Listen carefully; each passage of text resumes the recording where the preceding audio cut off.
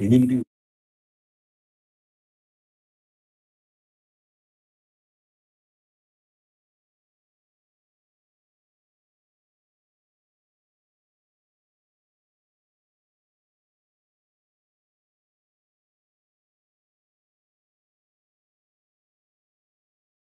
To see you physically, Mr. Sanjay.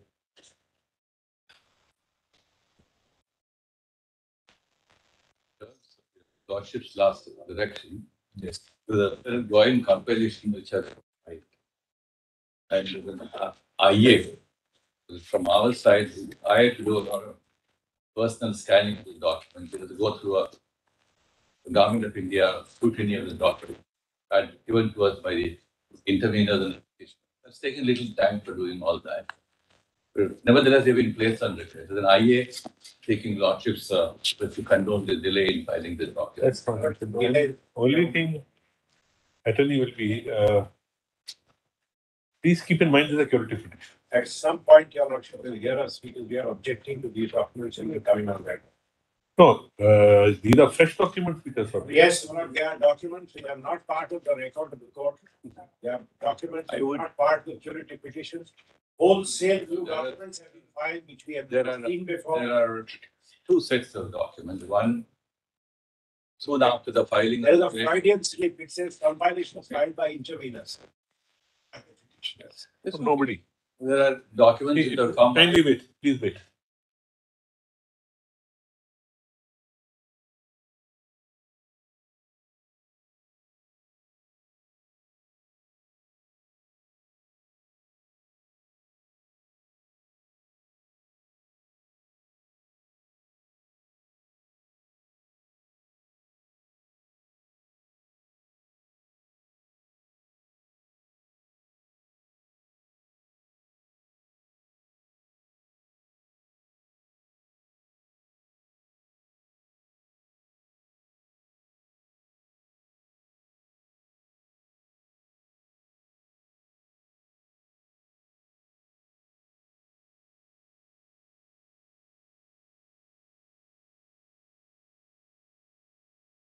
We don't think any fresh documents can be permitted in a curative petition.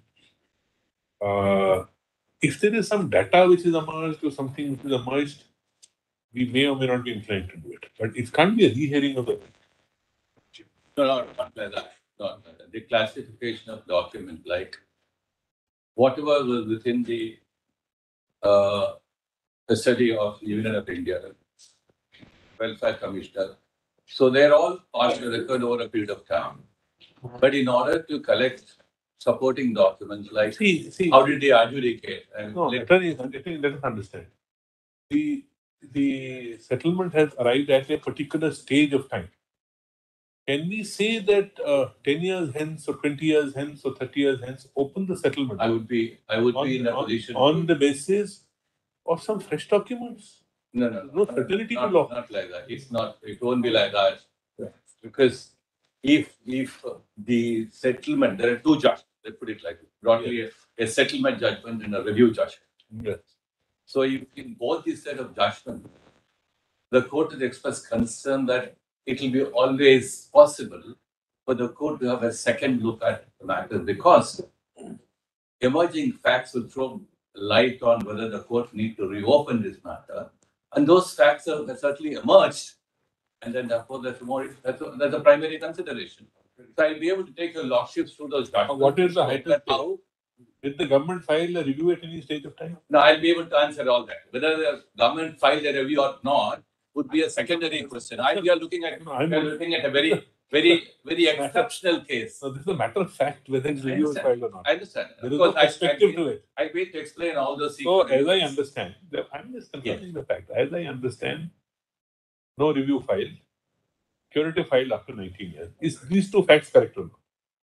Yes, there is no disagreement because we can't walk away from the fact. But I'm going to probably pursue lordships. These facts notwithstanding, in an exceptional matter like this, look at the entire literature and masters across the world. Everybody talks about the Bhopal gas matter. Yes, maybe. And therefore, have you disbursed all the amounts which has been deposited?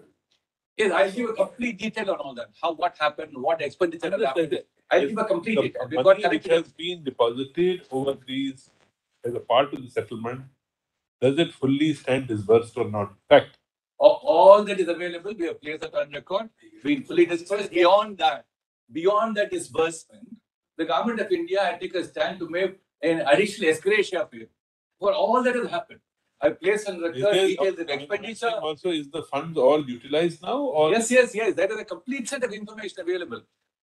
But the objection is the interveners, who were the original pets, many of them, have placed on record certain documents. I want to personally find out whether they can be taken on record as our document. Some of them I have some question, but nevertheless, in order to place a complete picture, please address us how we can take these documents on record. At some point, Bernard, I just want you to say one thing. Because not just admitting these documents, the Lordship will have to first decide the construct in which this matter is to be done. For me, this is not an extraordinary case. There was a suit filed by the Union of India. In the suit, an interim order was.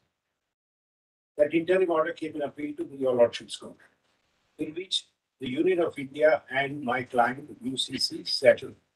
There's a settlement decree. The suit was disposed of. The review petition doesn't say set aside the settlement, because if the settlement is set aside, I am not willing to pay even a farthing. I can't be directed by a court in a 5-judge bench hearing a curative to say pay more. My liability has never been established. There is a consent decree. If there is no consent decree, if the decree is set aside, first of all, your Lordship will have to be shown on what legal principle the decree is set aside. And if that decree is set aside, the suit restores. And if the suit restores, consequences will follow and the suit will go on. This is not a case where my client agreed that as and when more data comes, please feel free to add to my liability. On the contrary, in the review petition, one of the grounds taken was that this settlement is bad because there is no reopener clause. Your Lordship said, yes, there is no reopener clause, but that doesn't mean that the settlement is bad. So sorry. 1 minute. Sorry. The point, therefore, is please see the settlement. If there is no reopener clause, then the Union of India must say, we don't want set aside this decree. Then we will see where we are.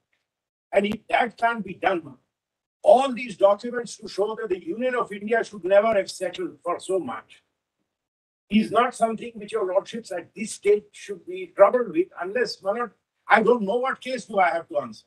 Do I have to stand here and say there is a mass tort case? Your Lordships are exercising your Lordship's original jurisdiction. This is an extraordinary original jurisdiction, in which your Lordship will first try my client and hold my client is liable, and then pass a decree, and then take all this evidence on record without any testing or cross-examination, and pass a decree on my client.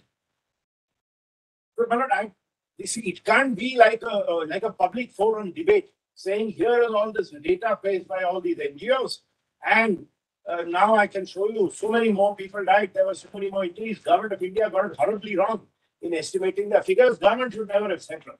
So please pass a judgment against UCC, doubling, trebling, 100 times more of the original settlement amount. My client is not willing to pay even a farthing.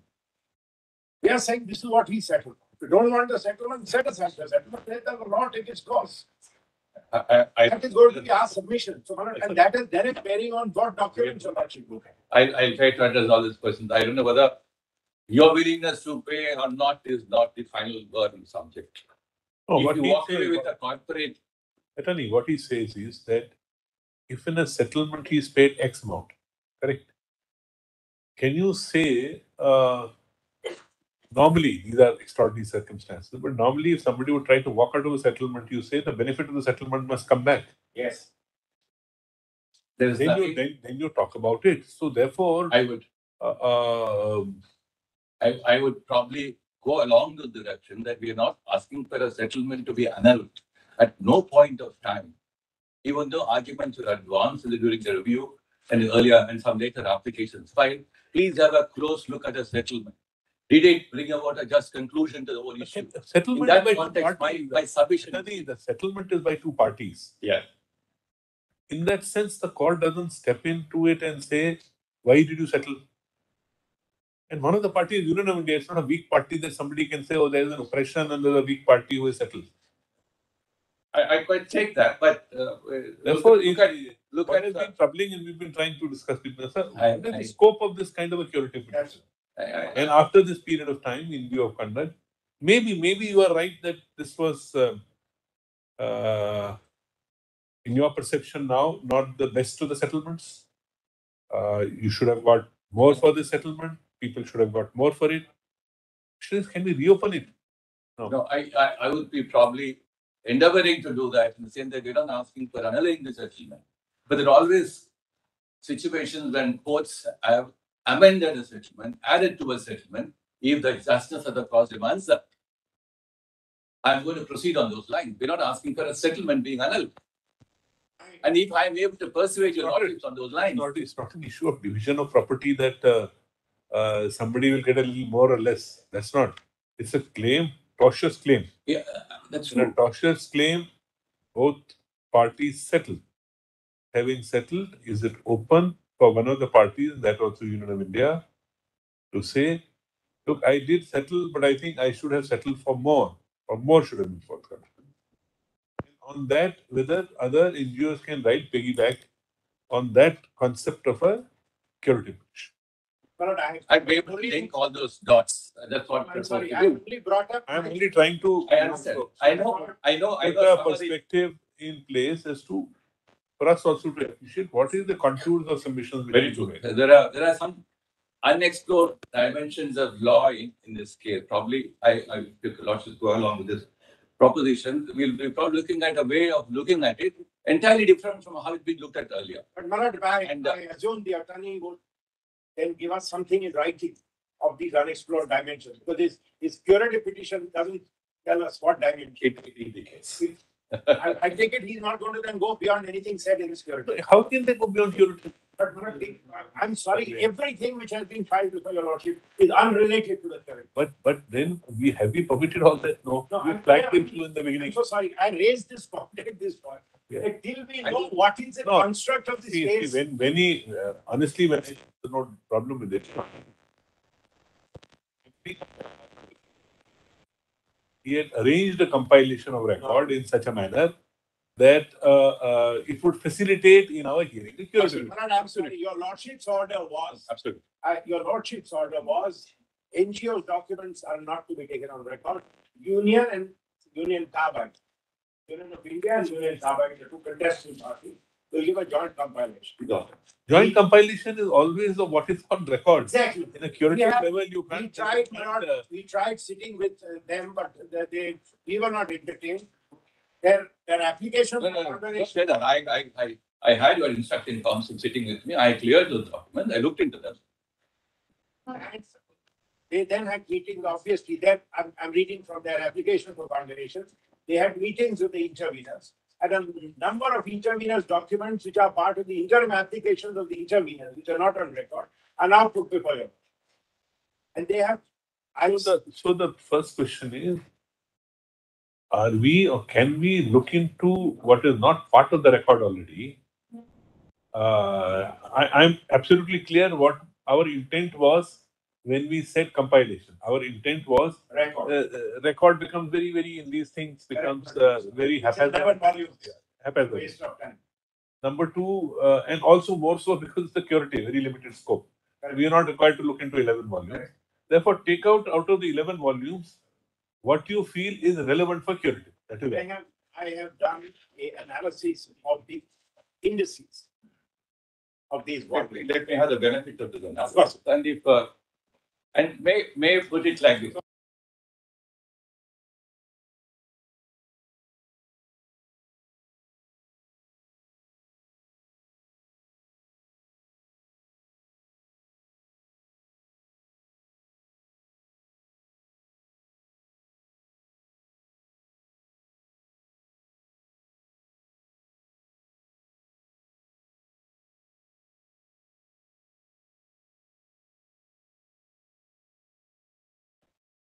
Your lordship just. क्या करते हैं हम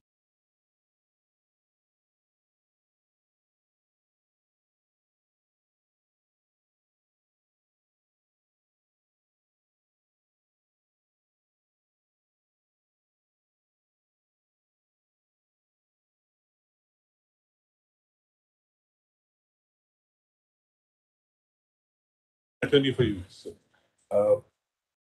Page 120 of the main allegation, paragraph 198 of the review judgment. 198 of the review judgment. This is curative petition. Main compilation of the curative petition, volume Yes, 1. yes. Because the review judgment holds that if there is shortfall, it is duty of Union of India to pay the compensation. That's the question we want to ask you. Just see page 198. Paragraph 198 on page 120. That's the review judgment.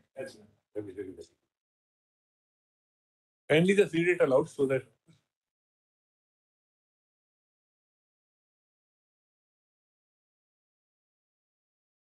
Speak up on that. Our submission. There is a settled. Just a minute, but he's not getting it.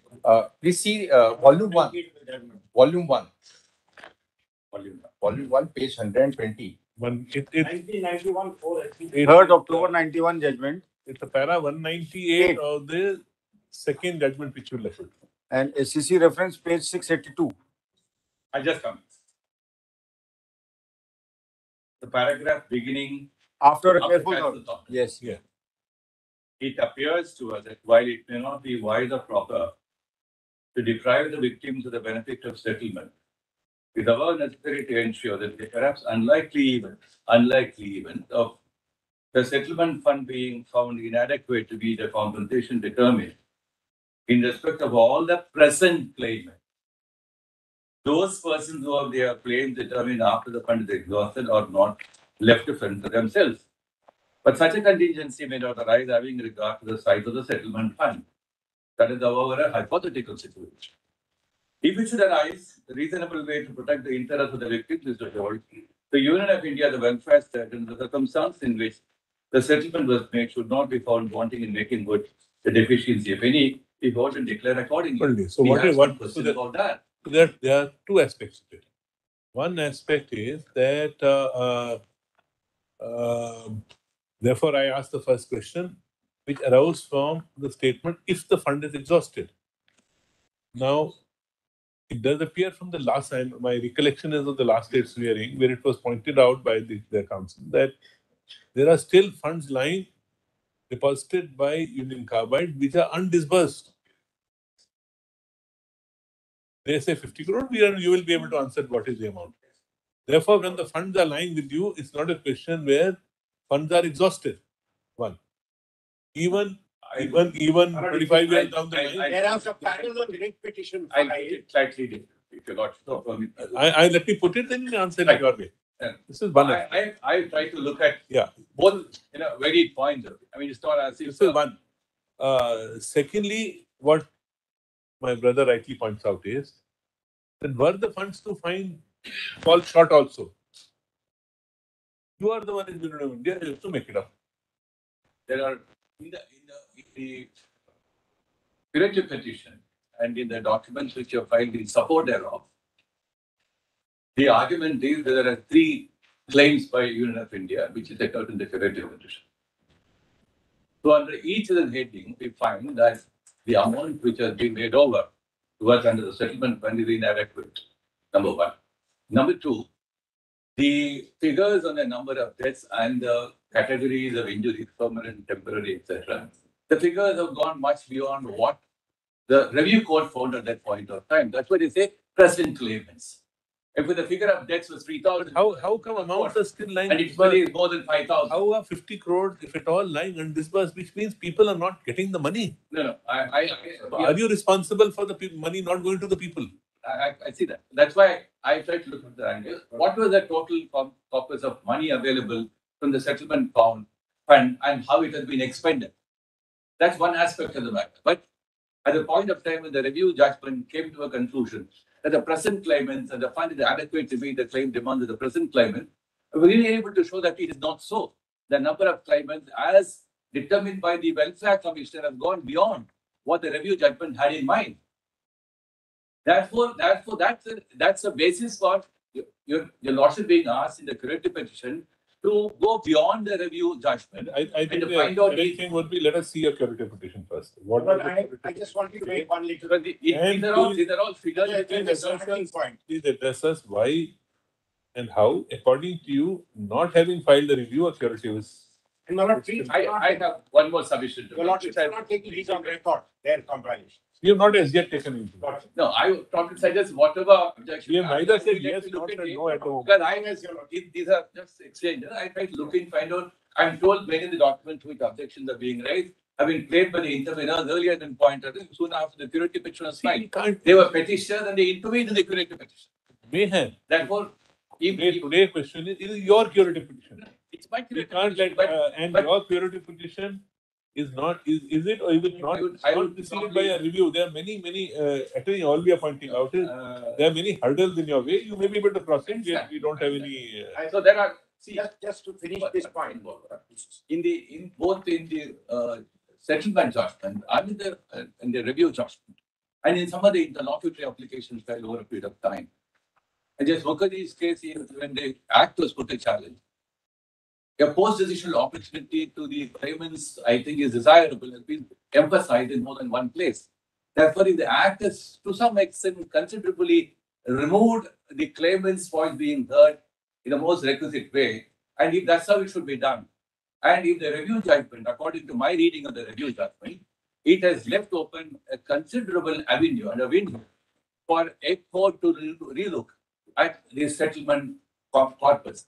And if that is open, I think documents will throw considerable light on the various facets of the case will have to probably receive unless the serious objection to the sources from which you got those documents. Not so The say. process by which you obtain You the have to link first. You have to subject to whichever way you want to go about. First, you have to say, it's in my thinking process, how a curative petition without ever having filed a review petition would lie.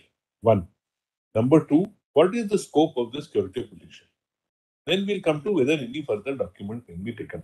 To put it shortly, if I'm probably able to take it out on these lines, if the Huda judgment had in mind a certain set of circumstances post Anthony, the writ petition being filed to reopen settled judgments court, either in the special petition, the appellate jurisdiction, or even into jurisdiction, Naresh Vilaskar onwards. So if the court had that in mind, principles of natural justice. So I'm probably able to tell you, Lordship, the principle of natural means a fair hearing. A fair hearing means, like what Justice Ahmed said in the Allahabad High Court, that if a record of a case were not before the court, there is no fair hearing. So, according to you, government did not get a fair hearing, or the government did not know how to give a fair hearing to others?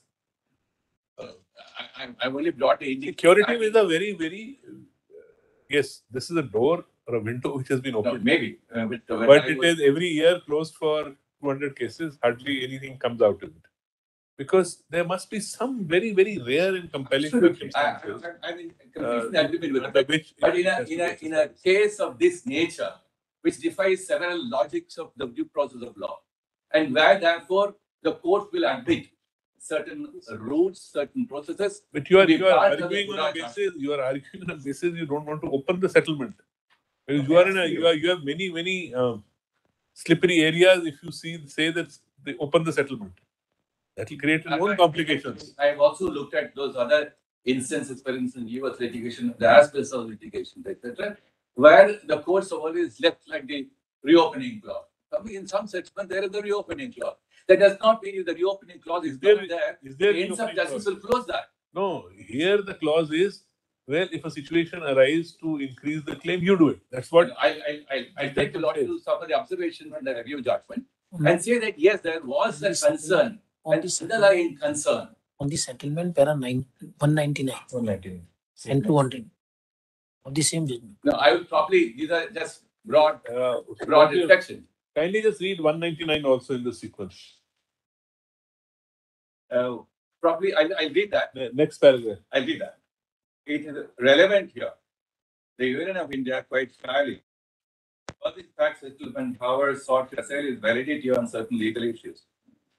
But the fact about the settlement was not disputed.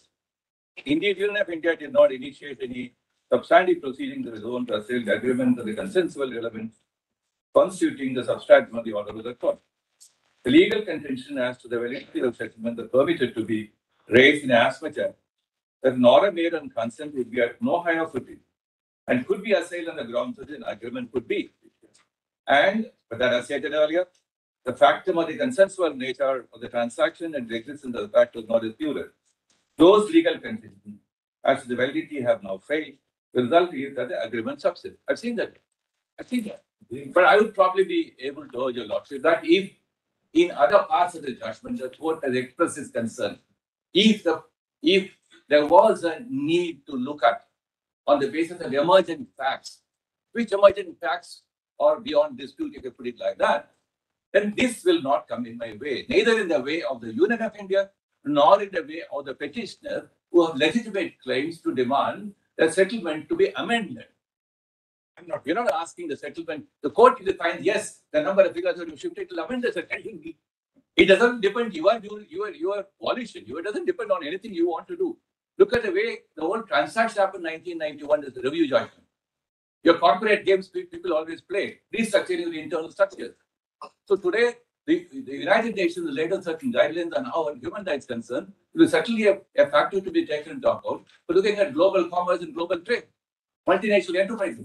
The emerging trend of views looking about how to look at that. Therefore, it's not as if you're looking at an isolated tort case where somebody will have a private liability issue to be determined and walk out of that. For certain diamonds, what I to present your lordships. Okay. I'm anxious. Thought has gone into Let it. him, I know there are some difficulties in it. let But him if I'm proceed able with it, to- otherwise we'll I be- just want you to get one thing clear. Would your lordships, because where we are today, would your lordship see your lordship's orders of February and April 2011? Yes. Some confusion was created. We want to be very clear.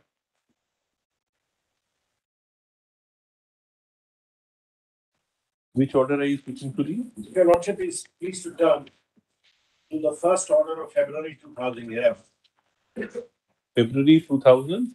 11. It's 28th February 2011. Yes. It says, generally in curative petitions, hearing in court is not guaranteed. However, looking for the larger public interest in the petition involving substantial question of law, we have decided to hear these curatives in court. 345 transfer petition, issue notice, custody in addition, etc., etc. Then, and there were two curatives. One was the criminal curative. One was the civil criminal that has been dismissed. Then on 13th April 2011, it's another order where the pull and push of the hearing before the court started hearing the criminal matter. At page 3 of the order, there was a notation saying interlocutory applications 7 and 9 are allowed subject to service. Yes. Now, we mentioned the matter and saying this wasn't accurate. And so on 13th April 2011, your lordships added the sentence. In the 13th April 2011. Yes. If your lordship sees, this is the revised order, interlocutory applications are allowed, issue notice on the maintenance of interlocutory applications and the merits of the matter. So first of all, maintainability of the merits of the matter needs to be gone into. Then the maintainability of the interlocutory. And that's where we are. And on that basis, my lords made note on the last occasion where your lordship said there is no liberty to find anything beyond the record of the curative beside the primary issue. Yes. And our position is very simply as follows. There is a settlement. Now, there is no reopener clause in a settlement. Of course, the attorney is going to show your lordship jurisprudence saying 30 years down the road, because of corporate games being played, the court can rewrite the settlement and get my consent. And my consent is unnecessary, it will still be a settlement. However, whatever else there may be, one important jurisdictional factor your lordship would know.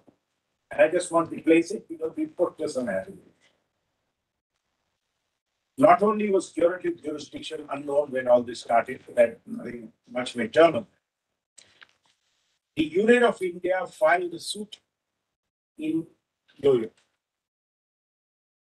Union Carbide applied for transferring the suit to India on the principle of foreign non-convenience. The question was, would Union Carbide, an American company, which has no presence in the Union, abide by the jurisdiction of an Indian court? In Judge Keenan's order, our undertaking with the record is that we will abide by orders in the suit. And that is how the suit started. The suit was at an interlocutory stage where an interim order was made, the matter came here and the case got settled. Today, I am not facing any judicial review proceedings or an Article 32 proceeding by somebody saying, you're a multinational, you're a bad boy, you should be asked to pay more, because then the question would arise, if notice is issued, will Union Carbide accept service? It's an American company, it may accept your lordship's jurisdiction, it may not accept your lordship. So it can't be in a framework of this kind, where it arises out of a suit. We bring in some principles of constitutional law, etc.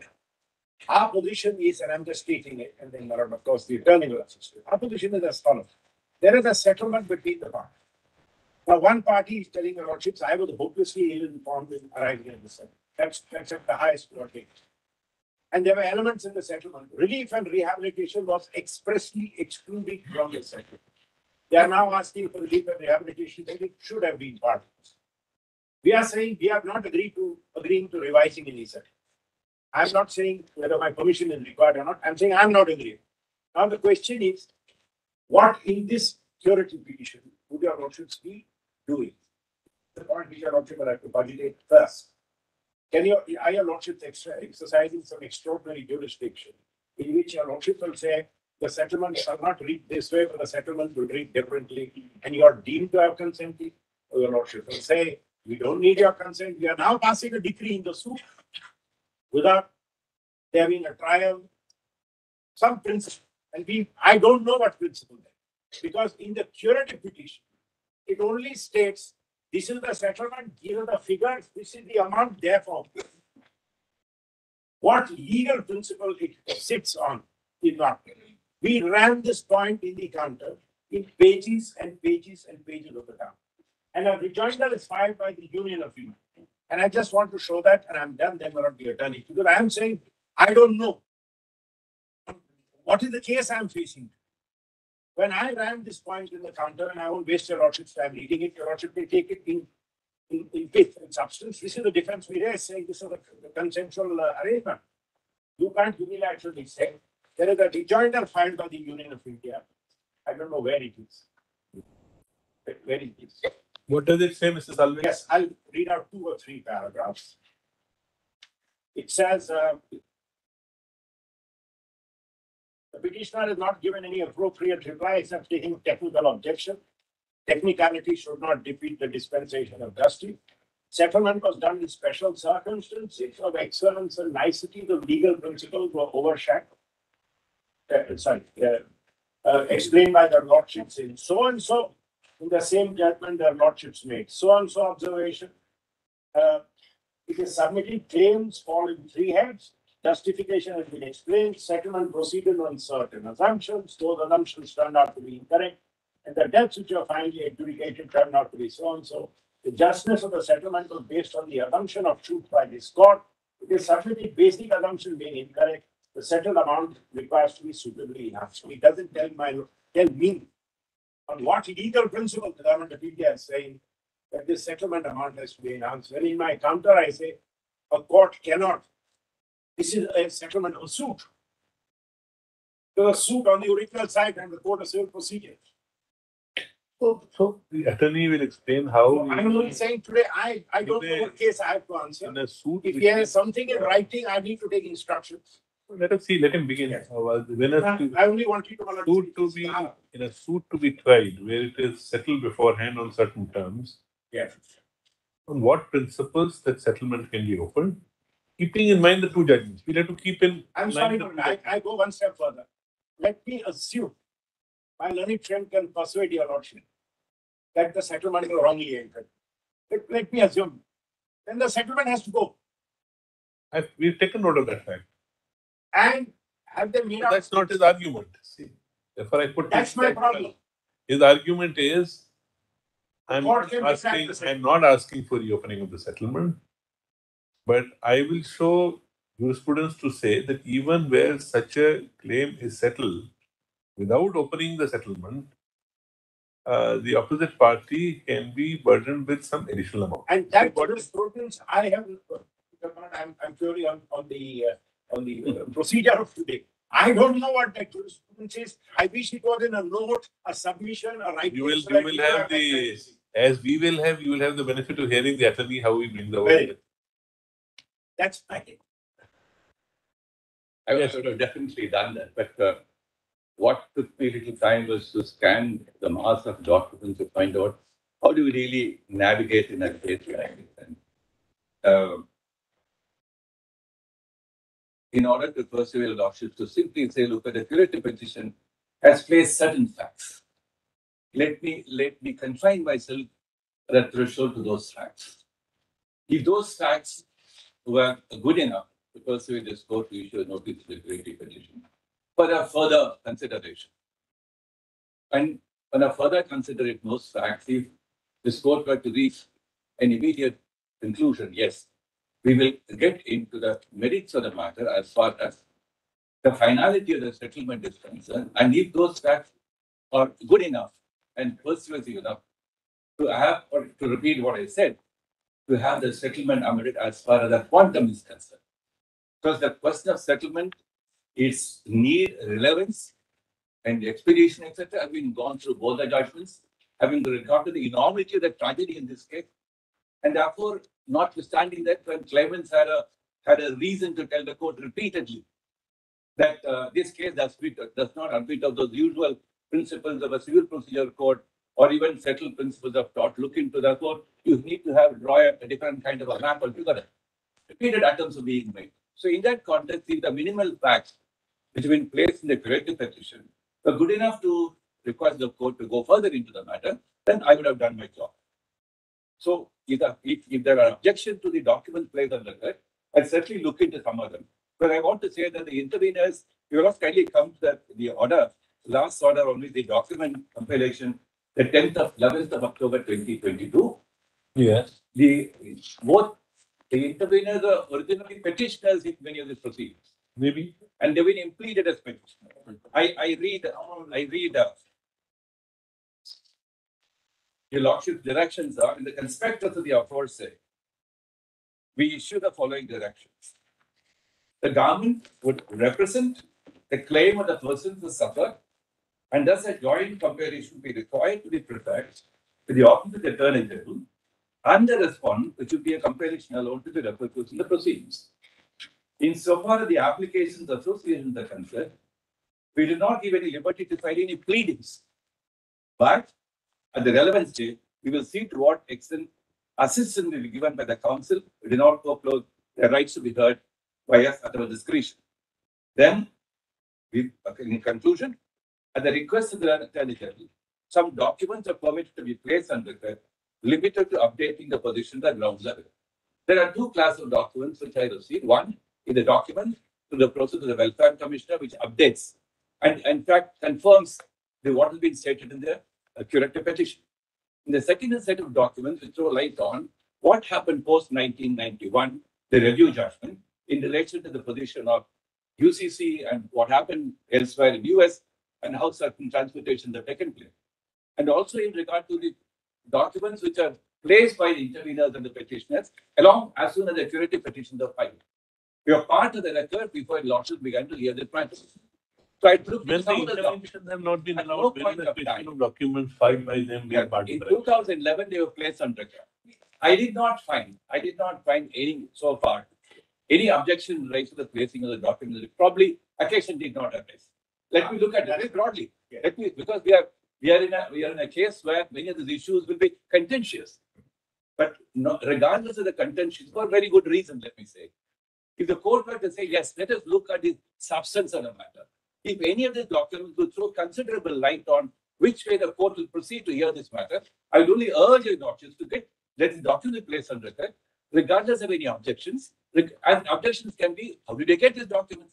What kind of source? No, no, Are they legitimate? I can understand all that. that's not. So I would urge the lordships to probably not, to probably not to say, so the documents being looked at this point of time. No, first you'll have to lay down. Yeah. Uh, You lost What- ultimately reject them. no, it can't be reverse way. That's not something permissible. That we will first read them out and then you may reject them. You know, it will be like a case like this, perhaps No, I would probably. I'm All sorry. the documents, they are very, very, Sorry. very important Can't, dimensions. we will not permit it to go. But there are like two this. classes. We cannot permit it to go like this. Let me try to. You will have to first canvass your case as to what is broadly the case. Then we'll see what extent we are willing to examine it, and whether we should at all permit some document to examine within the niceties of those pleas. Let me put it like, I quite see that. Because after all, the interest of the Union of India in a very extraordinary case like this, in a theoretical stage, is that I don't want to get locked into a debate where some documents, even remotely relevant, indirectly relevant, I get locked into that. I would like to probably urge the court to get along with this matter, maintainability curative petition, and what grounds with the curative petition is stated, and what official documents that are available to throw light on the case. And thereafter, if I'm able to still say at that point of time, if those documents can still be looked into, I don't want to get to that right away. That's why, Attorney, we did not reject it at the threshold. What we are saying, you begin with your case minus these documents. We'll see how it goes. Yeah, I quite see that. I think it's important to the purpose of Tony, both parties. A lot. Can you just, we all know the parameters, Pura's case, the parameters of curative.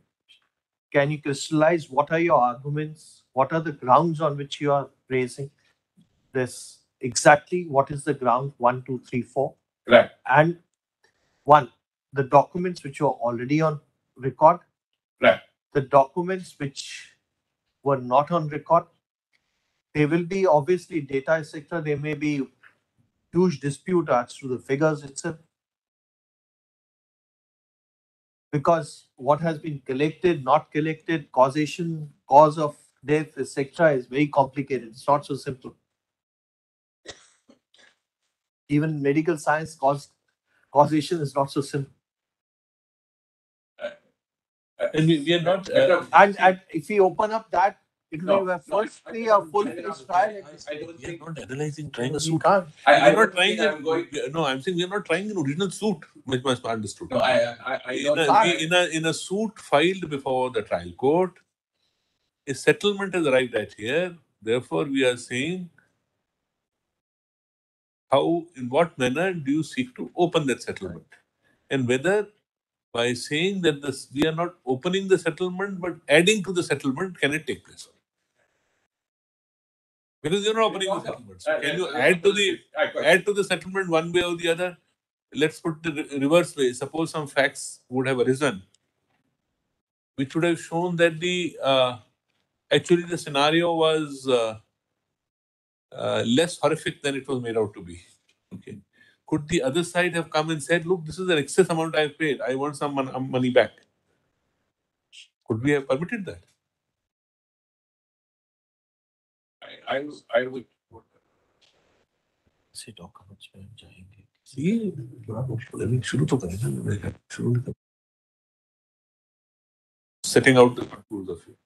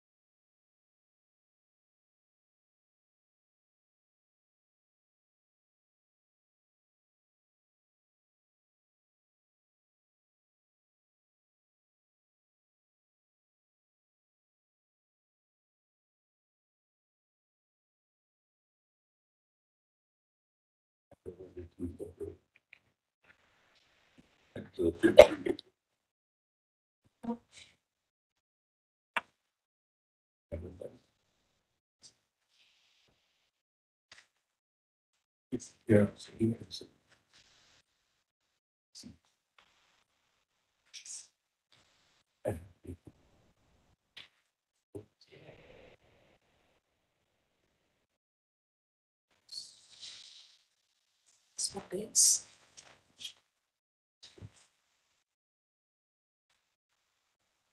So the skeletal list of goods we got good enough for the day to open up. I'm sorry, but there are facts stated in this based on documents which are not admitted as yet. Anyway, you will have your. You will have your chance. We'll There are keep only on- dates. I don't. That issue, Mr. Salvi, we already flagged in the. No, I'm sorry, Mohammed. There is a item saying meetings were held and correspondence between so and so scheme of the. Anyway, when We are going to read we are only looking to the facts. We are not No, looking to no, the no, documents. those facts are based on documents which are now being introduced. We'll deal with it. Let us begin, otherwise we'll not end. and this. And I've also had a very brief note of my argument. This will be supplemented later by a detailed note. I have both of them ready with me. Yes. So let me take a lot of the list of dates to have a broad overview of the matter. 1963 to 1970, Union Carbide Corporation sanctioned Carnegie Mellon Institute to conduct a toxic study of metal isocyanate, the findings of which were thought highly toxic with virulent skin penetration. It presents a definite hazard to life-by inhalation. In 16th of 1974, Union Carbide India conducted an internal study in the safety of MIC. In the study, it was found in Kerala the highest rating of hazard for the internal pigment system, and the stringent precautions were taken to avoid any sort of human contact. It recognized that the poison made the residues likely in spite of prompt treatment from its source. The document is obtained through discovery process in so-and-so, Salvador's Union Carbide Corporation, and in the U.S. District Court of Southern District of India. Then 2/12/1984 to so-and-so. On the intervening night of 2nd, 3rd December, a lethal gas stored in the Union Carbide leaked in the atmosphere, causing large number of deaths and serious injuries to a large number of people. At that time, Union Carbide Corporation owned 50.9% of the Union Carbide India Limited. 20th of February, Union of India enacted the Bhopal Gas Leak Disaster Act and changed the Bhopal Gas Disaster Registration and Processing Scheme for registration, processing, determination, and compensation to each claim the legal opinion arising therefrom. The Act authorized the Government of India as parent statutory to represent the victims and pursue their claim compensation effectively and equitably. Then meeting were held and corresponding exchange between so-and-so, and persons from the Ministry of Chemicals and Fertilizers were in the scheme of the negotiated settlement to discuss based on the multi-tiered injuries. These documents are top secret for review on filing RTIs.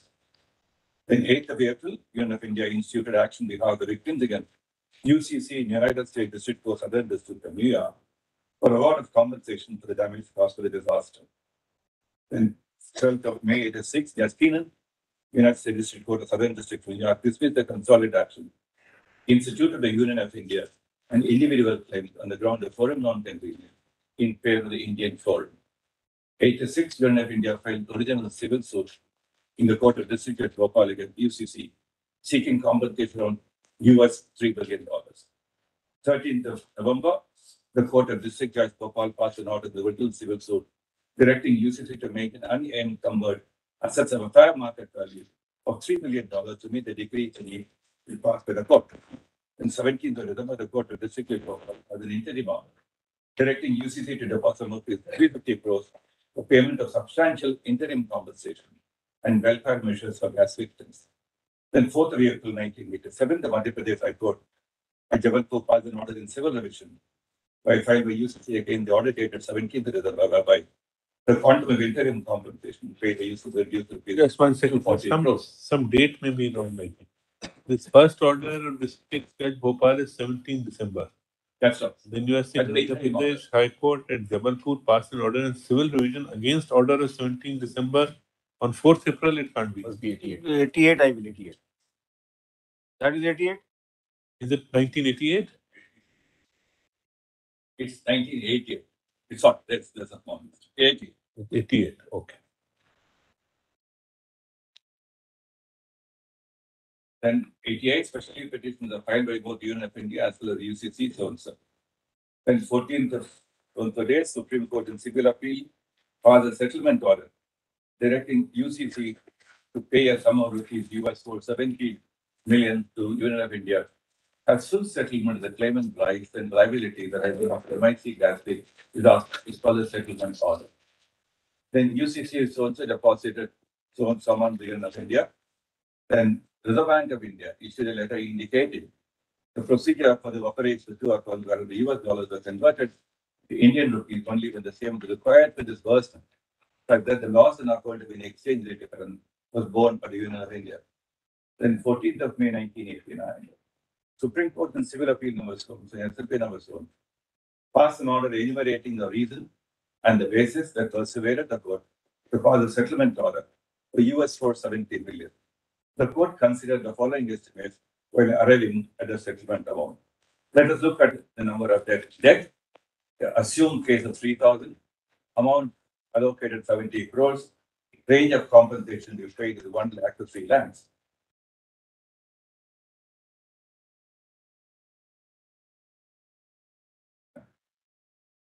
So permanent disability is 30,000, temporary disability 20,000, at most severe case of 2,000, minor injury is 5,000. So that's how the figures were reckoned for the purpose of distribution of this compensation. Then 22nd of October, Supreme Court with a judgment dated so-and-so, report on so-and-so, upheld the constitutional validity of the Bhopal gas leak disaster processing transaction 1985.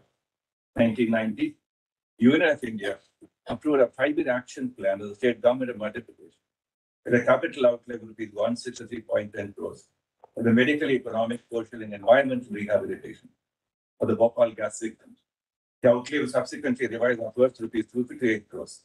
The aforesaid action plan was to be shared by the government of India and the state government of Madhya Pradesh in the ratio of 75-25 and implemented by the state government of Madhya Pradesh from 1990 to August 1999. The 3rd of October 1991, Supreme Court dismissed the review petition filed against the orders dated 14th of February 89 and so on, and upheld the settlement orders. 13th of April 1992, the government of India laid on guidelines for determination of the compensation according to the directions of the Honorable Court with the order dated 14/5/1989. Then again, the government of India amended the guidelines for determination of the compensation and raised the compensation of death from 1.3 lakh to 1 to 5 lakh, 1 to 3 lakh to 1 to 5 lakh. The next, 29th of September, while not providing any document on the safety toxicity of MIC to the government of India, UCC submitted the Carney-Mellon toxic study of MIC to the Environmental Protection Agency in the US for statutory purpose, claiming that the document was confidential and the UCC retained publication rights of the report. Then October 92, Office of Welfare Commissioner Gopal was established in the process of disbursement of the compensation initiated. 1994, UCC, after the review judgment, UCC sold the entire 50.9% Indian Carbide India Limited, the McLeod Russell India Limited, Calcutta, a part of the Williamson Merger and Maker and Company Limited Group. UCIL was renamed as Eveready Industries India Limited. The new company had 2 divisions, the bulk tea division and managed the tea estate, the McLeod Russell, and the battery division, which marketed the Eveready batteries and flashlights. As part of this transaction, EIIL became the lessor of the property and assumed full responsibility for the environmental cleanup of the site. In 1998, the government of Madhya Pradesh revoked EIL's lease of the property and took responsibility for the property on as-is basis. And 1st of April 1996, McLeod Russell India Limited merged with Eveready Industries India Limited with a Calcutta High Court order 16/6/1997 sanctioned the scheme of merger. Then 1998, Eveready Company India Private Limited incorporated. On 19th of July 2000, Eveready Company India Private Limited changed its name to Eveready Company India Limited. Then 2000, I'll come back to these transactions a little later to show the corporate, gains. Then 2000, Bhopal Memorial Hospital Research Center was set up by Bhopal Memorial Hospital in accordance with the order of the Supreme Court to provide free treatment to the victims of Bhopal gas leak tragedy. Then 2001, Union Carbide Corporation became a wholly owned subsidiary of the Dow Chemical Company. 1907-2004, Supreme Court with the order date in IA number 46-47 2004 directed the Welfare Commission to disburse the balance amount of approximately rupees 1,500 crore that had accumulated to the Reserve Bank of India on account of accrual of interest and exchange rate variations on pro rata basis at the claimants those cases had been settled. Then 1/4/2004, Bharti Division Respondent number 4 was demerged in favor of Everyday Company India Limited.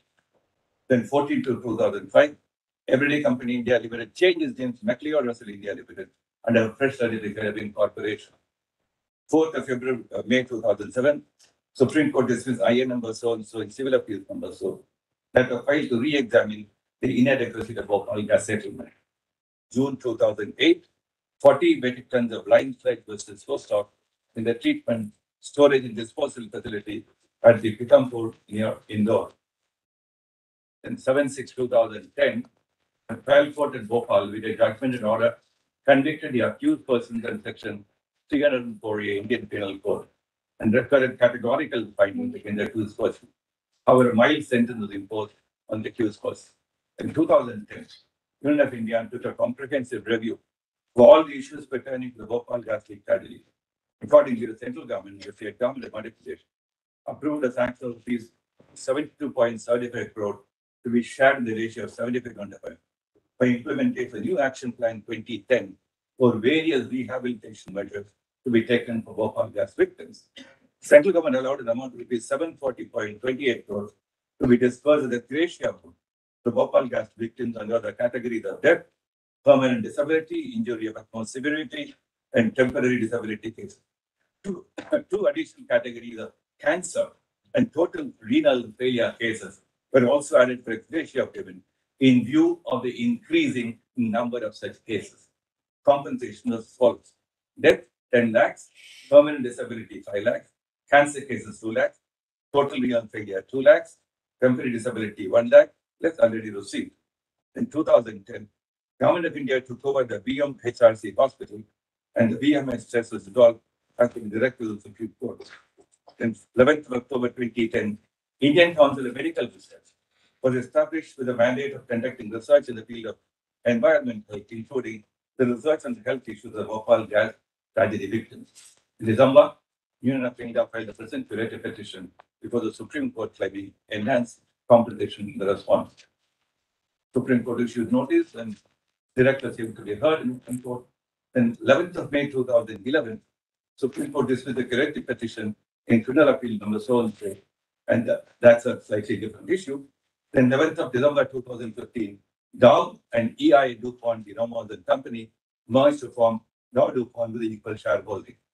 Then 2019, Dow DuPont demerged into 3 separate entities called so and so. The spin-off was completed in April 1, 2019. At this time, Dow Incorporated became an independent, publicly traded company and the direct parent company of Dow Chemical Company.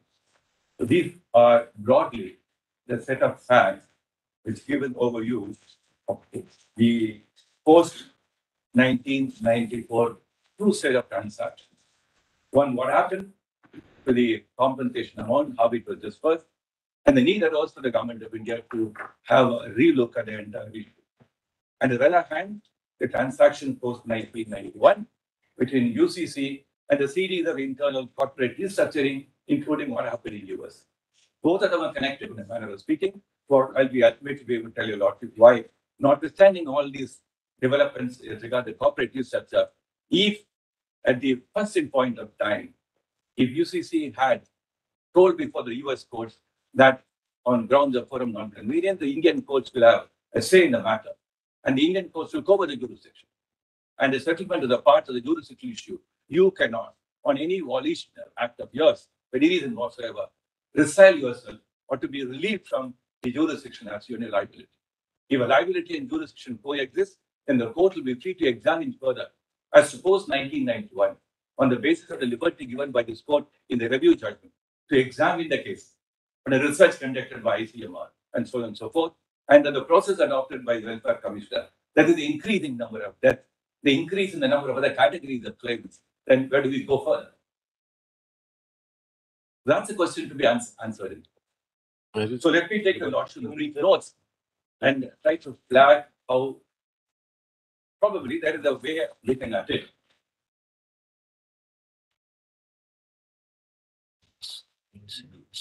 According to you, in the October 91 judgment of the review, there is a liberty given to the union. I'll be able to show those passages from you. Which paragraphs? I just let me take the lordship on what I thought would be one way of looking at the whole issue.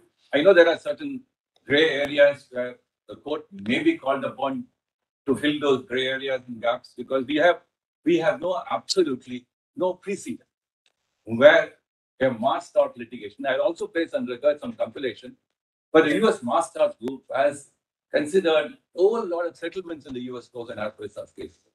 And where the settlement allowed a reopening clause and where it did not. And look at those categories of cases. And concerns are being expressed by academic writers. And look at the absence of a broad framework of law, which may deal with some of those, gray areas, liability, jurisdiction, conflict of laws questions, etc., can be addressed. So I'll take out all this very later point of time. So if this is a broad mode of arguments, would be good enough. And then I have to take the lordship in the review judgment and settlement judgment and see where probably how we can proceed. May I read this brief note? The curative petition is maintainable, both within the scope of the judgment titled so and so, and on necessary additions to be stated as to encompass cases of instant nature. It effectively addresses the lingering gap in doing complete justice to the Bhopal gas victims, which has remained despite several attempts. Seen in the light of concerns expressed regarding the need for doing complete justice while affirming the settlement, neither the settlement judgment nor the review judgment can be seen as the last say and shall not come in the way of the adjudication of the curative petition.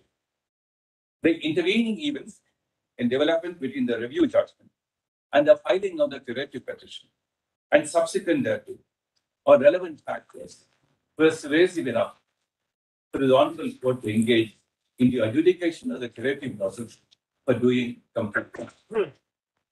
For the reasons set out both in the settlement judgment and the review judgment, and other facts and circumstances of this case, the continuing engagement of this court in monitoring the due enforcement of the settlement, the adequate availability of medical facilities, and the need for engagement in medical research, etc., noticed in 2012 AKCB 326, the review process will be seen not as having come to a termination, and the curative adjudication deserves to be treated as a continuation of the review process and not as a standalone procedure.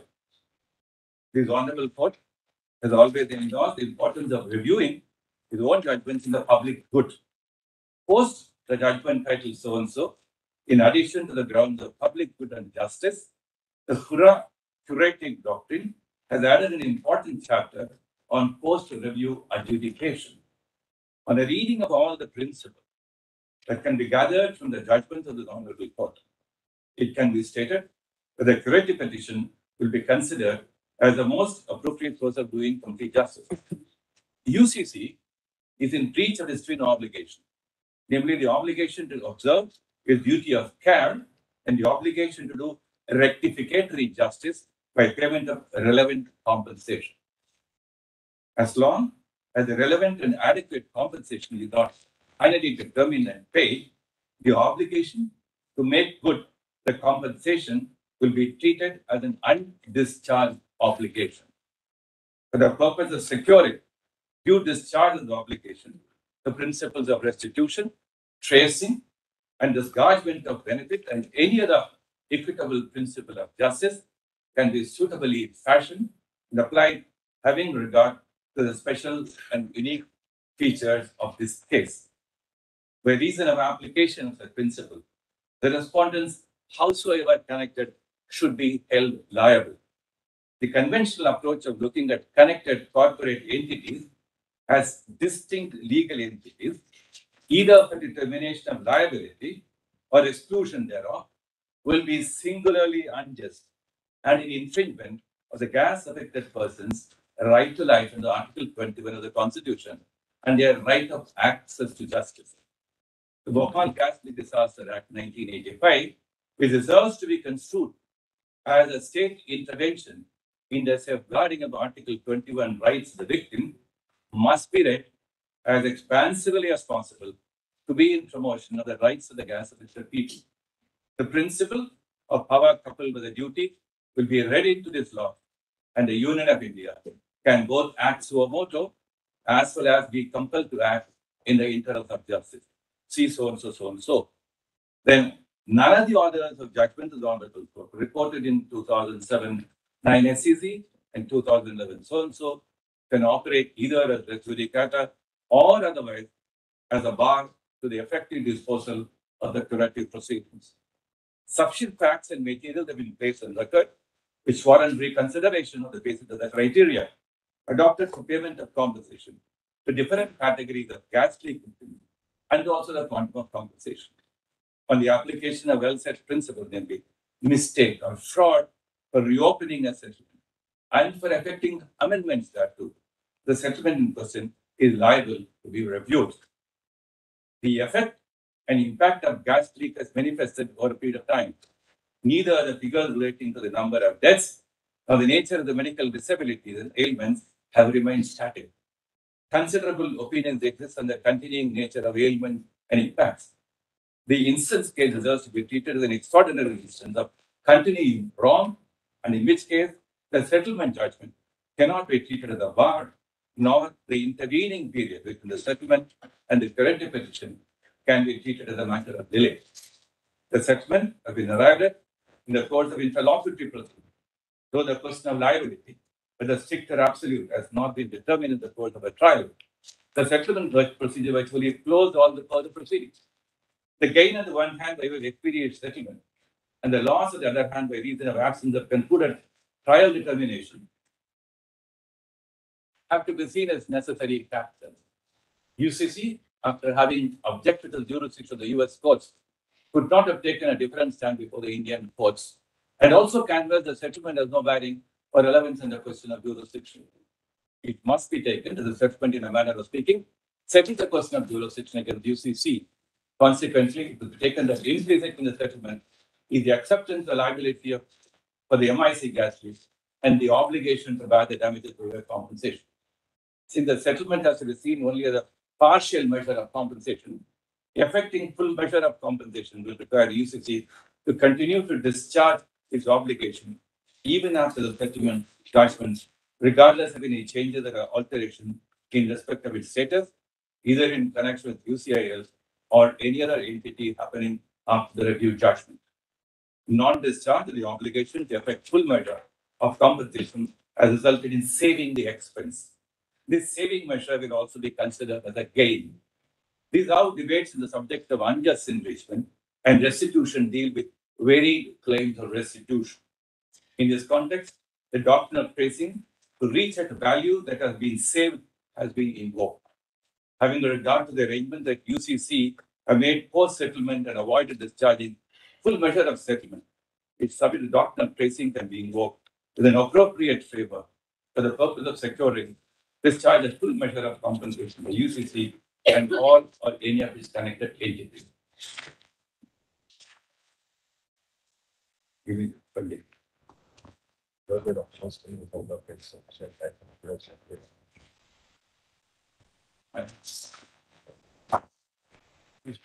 is he talking about? Paragraph 10. Paragraph 10. Paragraph 10. Here the documents come in sufficient and materials are in place. Open page that is when we are outlined on to it.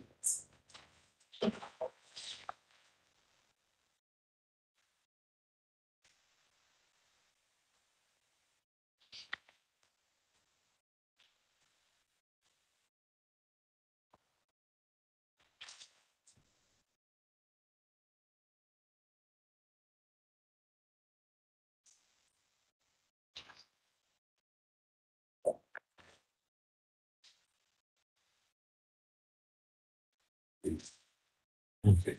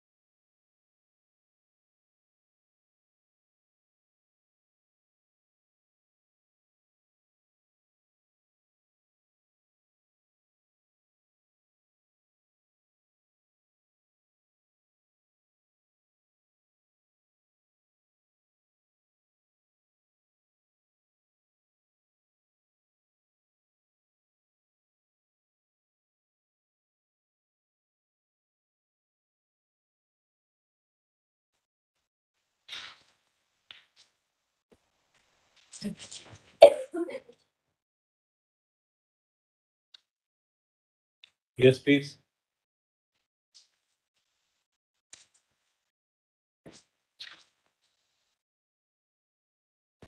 I just wanted to say one thing, because, and I must say, my instructions are to appear, I'm an American chap. Instructions are to appear in proceedings arising out of the suit. Now, I noticed in the paper just handed over, there are claims for relief and rehabilitation, including disposal of toxic waste, none of which are in the plaint. Because plaint arose out of the act suing on behalf of the people who are We've suffering. taken note of it. I am not, my presence here should not be taken as UCC exceeding to the jurisdiction of Indian courts on any of the other issues. The suit has come here. You said these proceedings arise out of the suit, Mr. Salve. No, there are matters here which are not in the suit. Suppose now, to test you, suppose the suit was amended, then what will happen? I'll tell you why. The suit was filed under the Bhopal Act as on behalf.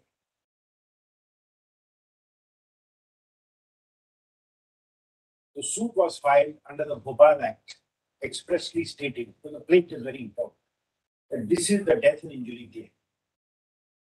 Now, if that suit is being amended, and that was the suit which was filed in the US, which got transferred here, to which we acceded, UCC acceded to jurisdiction. If the remit of that suit is now saying, in 20 years after the accident, the government of India has spent material on removing toxic waste. That's not a suit for death and injury caused in 1984. If that amendment is allowed, would UCC agree to jurisdiction, not agree? They need not agree, but it may not have any implications here. The Indian court may say, sorry, I'm holding you liable. And tell me not, and I don't keep any cards up my sleeve. Because if tomorrow a judgment is passed and it is put in enforcement, and UCC in the US court wants to resist enforcement, my presence here should not be taken that we have acceded to anything, saying you participated there in the hearing, you took your chance in the Supreme Court, you lost, now you can't resist the dictum. You're looking far too ahead. But I've been instructed by Clarence to make that clear because there are very far-reaching implications. So that's why I wanted to state it. Okay. I'm not stating it out of any arrogance or anything. The court must fairly know what our position. Yes. I exactly tried to address that question. So there are more than one point of view on this issue. And the more you get into the conflict of law ticket, there are so many rules which the highways and the mileage, which courts have looked at various principles to address this question. Maybe the course of argument, we need to look at some of them. I thought One thing we were just discussing, when you do the calculations, say in your earlier note of 2010, where you decided to yes. revise some expenditure payments. Therefore, let me take a lot 2010 is more than 25 years after the incident. Correct. What is the causation of a medical problem with this 25 years hence? Just as a... I understand. I asked. It's also a problem. I myself asked. There can be many natural causations which may arise by lapse of so many years of time. For instance, in the asbestos related cases, one of the cases was you have a series of employees where you get employed. Exposure to asbestos in the environment. The courts tried to look at this question by saying, what's the degree of exposure to environment? What's the degree of exposure to a employment-related situation? If there could be even a marginal degree of difference between an exposure in the workplace, then the court will lean in favor of compensation. Therefore, these are principles with the whole problem is that this would be dependent on evidence. No, I understand. That's why that's the problem. If evidence was placed before a trial court, you may be able to show that look, even 20 years hence, so and so has a causation for it. Right. It may have a part causation for it. Right. Or it may not have a causation. Correct. We are not dealing with any evidence. We have no evidence. We have the suit never went to trial. That's a matter which, of course, will be a matter of some concern and anxiety for the court before it can proceed to say some final word on that. I've also thought about that. But since the Act virtually reads, and your lordships giving a stamp of approval and the settlement, and said the parents' patria in the Union of India will represent the case of the victims, even though the question of oppositional opportunity was raised by Justice Mukherjee, the challenge issue.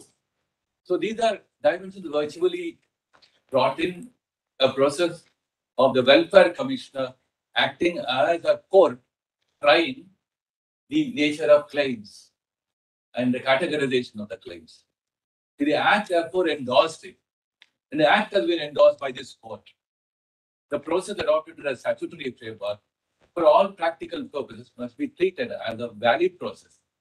And if we close enough for the purpose of looking at not only the enforcement of the settlement, but also if the need arises for looking at the review of the settlement itself. Whether there is an agreement on that question or not, there'll be little more persuasion arguments will be required to do that. But I thought that's one way of looking at it. Of course, there's no trial. Nobody can say anything more that. But the Act replays every process of it. And the Act has become the field where everything will take place. So the Welfare Commissioner went ahead in looking at these claims. And the figures changed over a period of time. And they looked at those criteria which have been laid on under the scheme, not any arbitrary criteria. So under the scheme, uniformly for all people. They've also tried to address this question, what will be whether if there are multiple exposure, multiple reasons for a certain kind of ailment, the medical disabilities, which one I would choose as the most proximate reason. So they've also tried to examine all that. So there could be some areas where the figures may be disputed and so on and so forth. So after having a series of conferences with the Welfare Commissioner and the authorities, I also have some questions in my mind. How do we really address some of them? It is not as if it's a closed case where things can be written clean slate. I'm not saying that.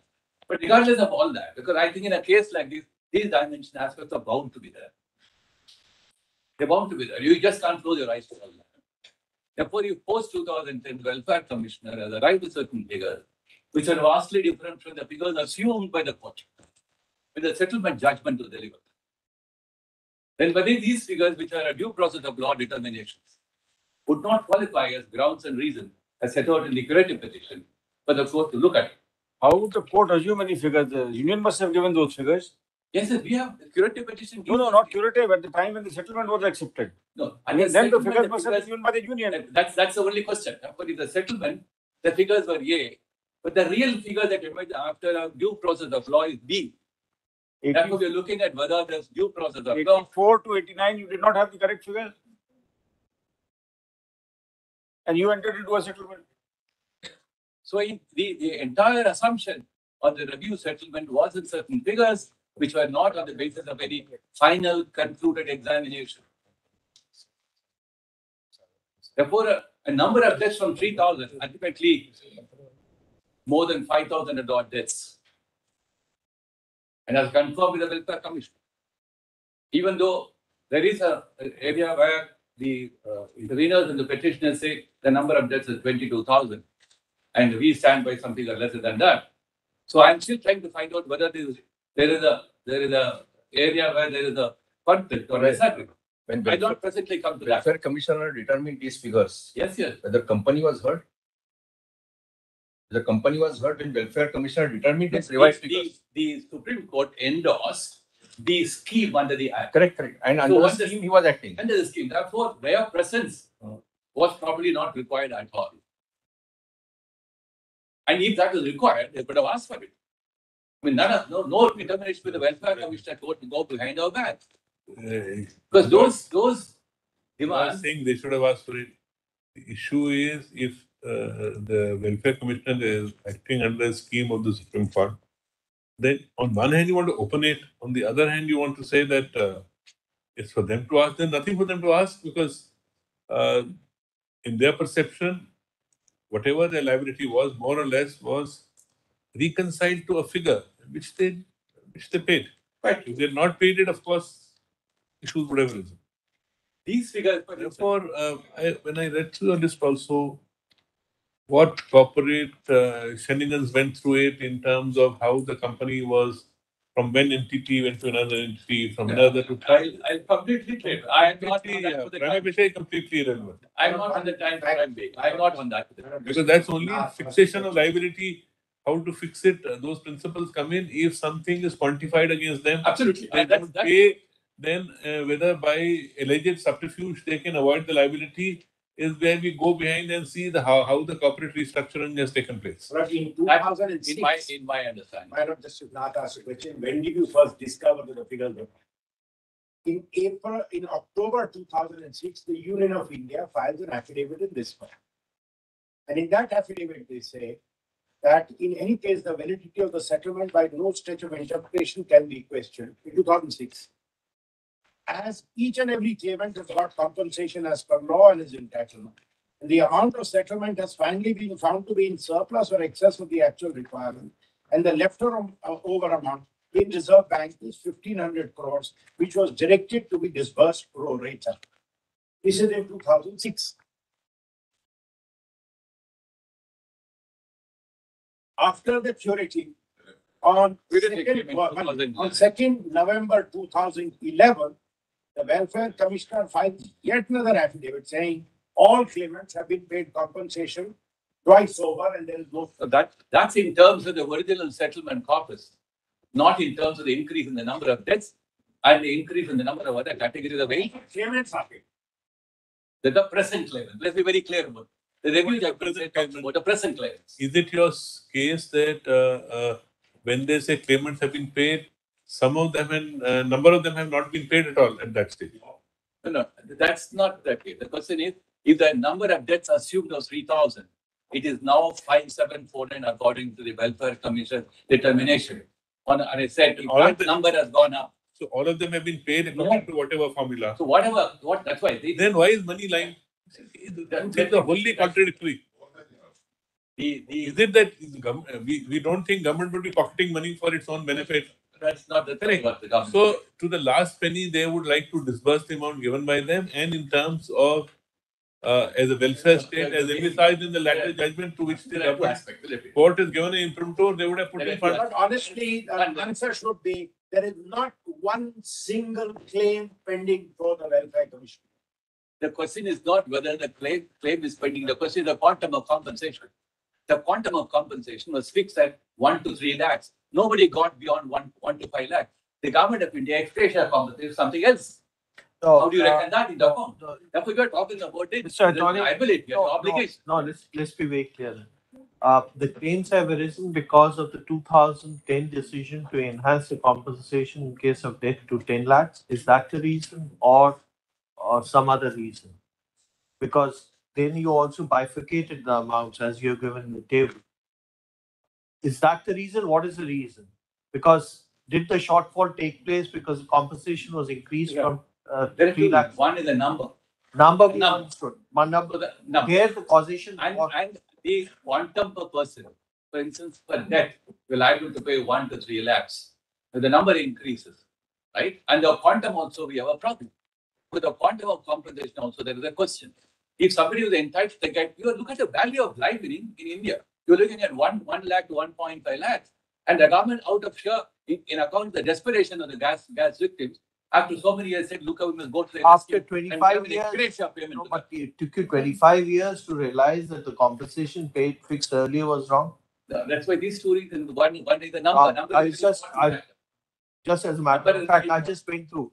Yeah. The income tax slabs for 2009. Lordship's read, yeah. I just tell you, the income tax slab as far as 84-85 is concerned, the exemption was 15,000. Below that, above that, everything was taxable. If you crossed 1 lakh, it was taxable at the rate of 60% plus 12.5% surcharge. That was the maximum tax slab. 1 lakh was the maximum limit. Now in 2010, the exemption was 1,50,000, and after 5 lakhs, it was the maximum. Forget about that. That doesn't matter. That doesn't matter. See, value of money will have to be seen. Can you look at why the union is so concerned about saying, I want to present a petition. We are talking about a loss of life and loss of several precious aspects of life to a large number of people. How much money would the government have put in? I declare that what we have a certain figure available. I'll take it on this. But in view of these questions, only one thing as a matter of fact, in 2010, you took a decision to pay 10 lakhs. That's why we an ex gratia account. Correct. Ex gratia. Correct. Was that amount paid by the government to each and every claimant was identified earlier? That's right. Everybody was paid 10 lakhs. Yes. I will give you all the data. It was a very depressing situation. I'm still not able to. I don't want to. Can I do one thing? How can money still lie? Can I do one? Can I do one? I have a certain set of figures of the data available. That is given some information. Can I probably put them in a perspective? Right?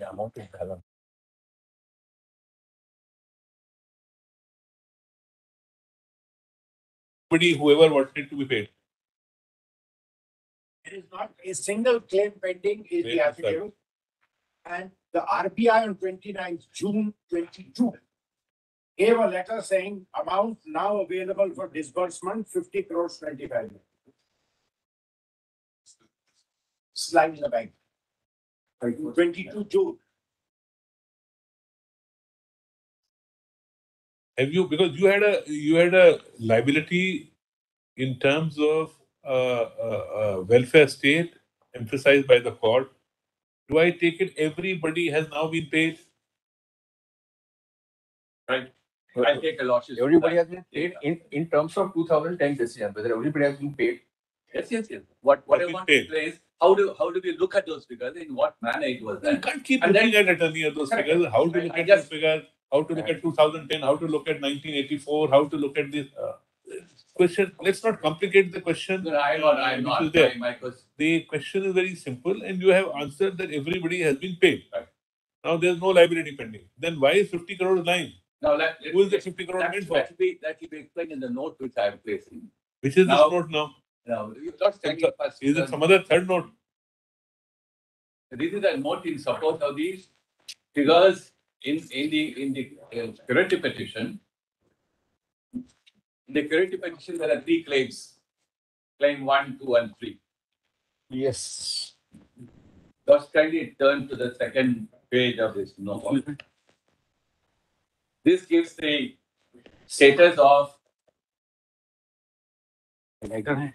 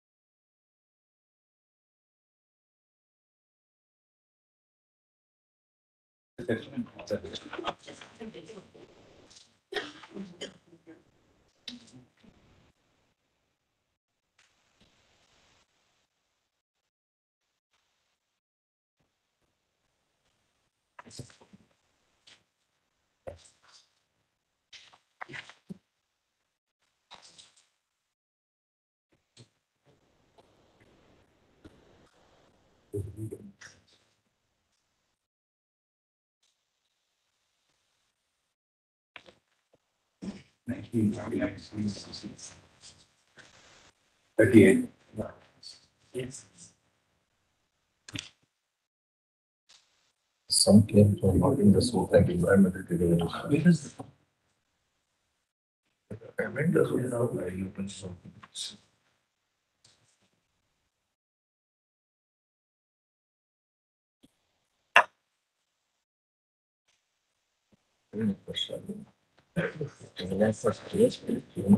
सारे traditional of limits and different. No injuries की. Yes, so clear, can I with you? It's the way of responding if you. This is very well like. Mr. Attorney, only one thing you are given these figures. For example, death figures 3,000. This start second page of this note we handed over. Second page, correct? Now, actual number of cases were 5295. Correct? Later. So we want to know whether we have paid all these 59 in all these cases, 5295 cases at the rate of 10 lakhs. We have paid to everybody. Yes, sir. I'll show those details in our compilation. So therefore, whatever amount you have specified here, according to you, and everybody has been claimed. Additional claimers were identified later on. Everybody has been paid. Yes. Is that correct? And look at it, look at the irony. 84 or 85 people would have died.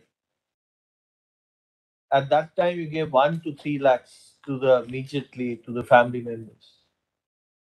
After 25, 26 years, you enhance it to 10 lakhs. By the time one generation would have gone. That's all the more a reason. 1 minute, please. That's the irony that you take 25, 26 years to decide what is the amount.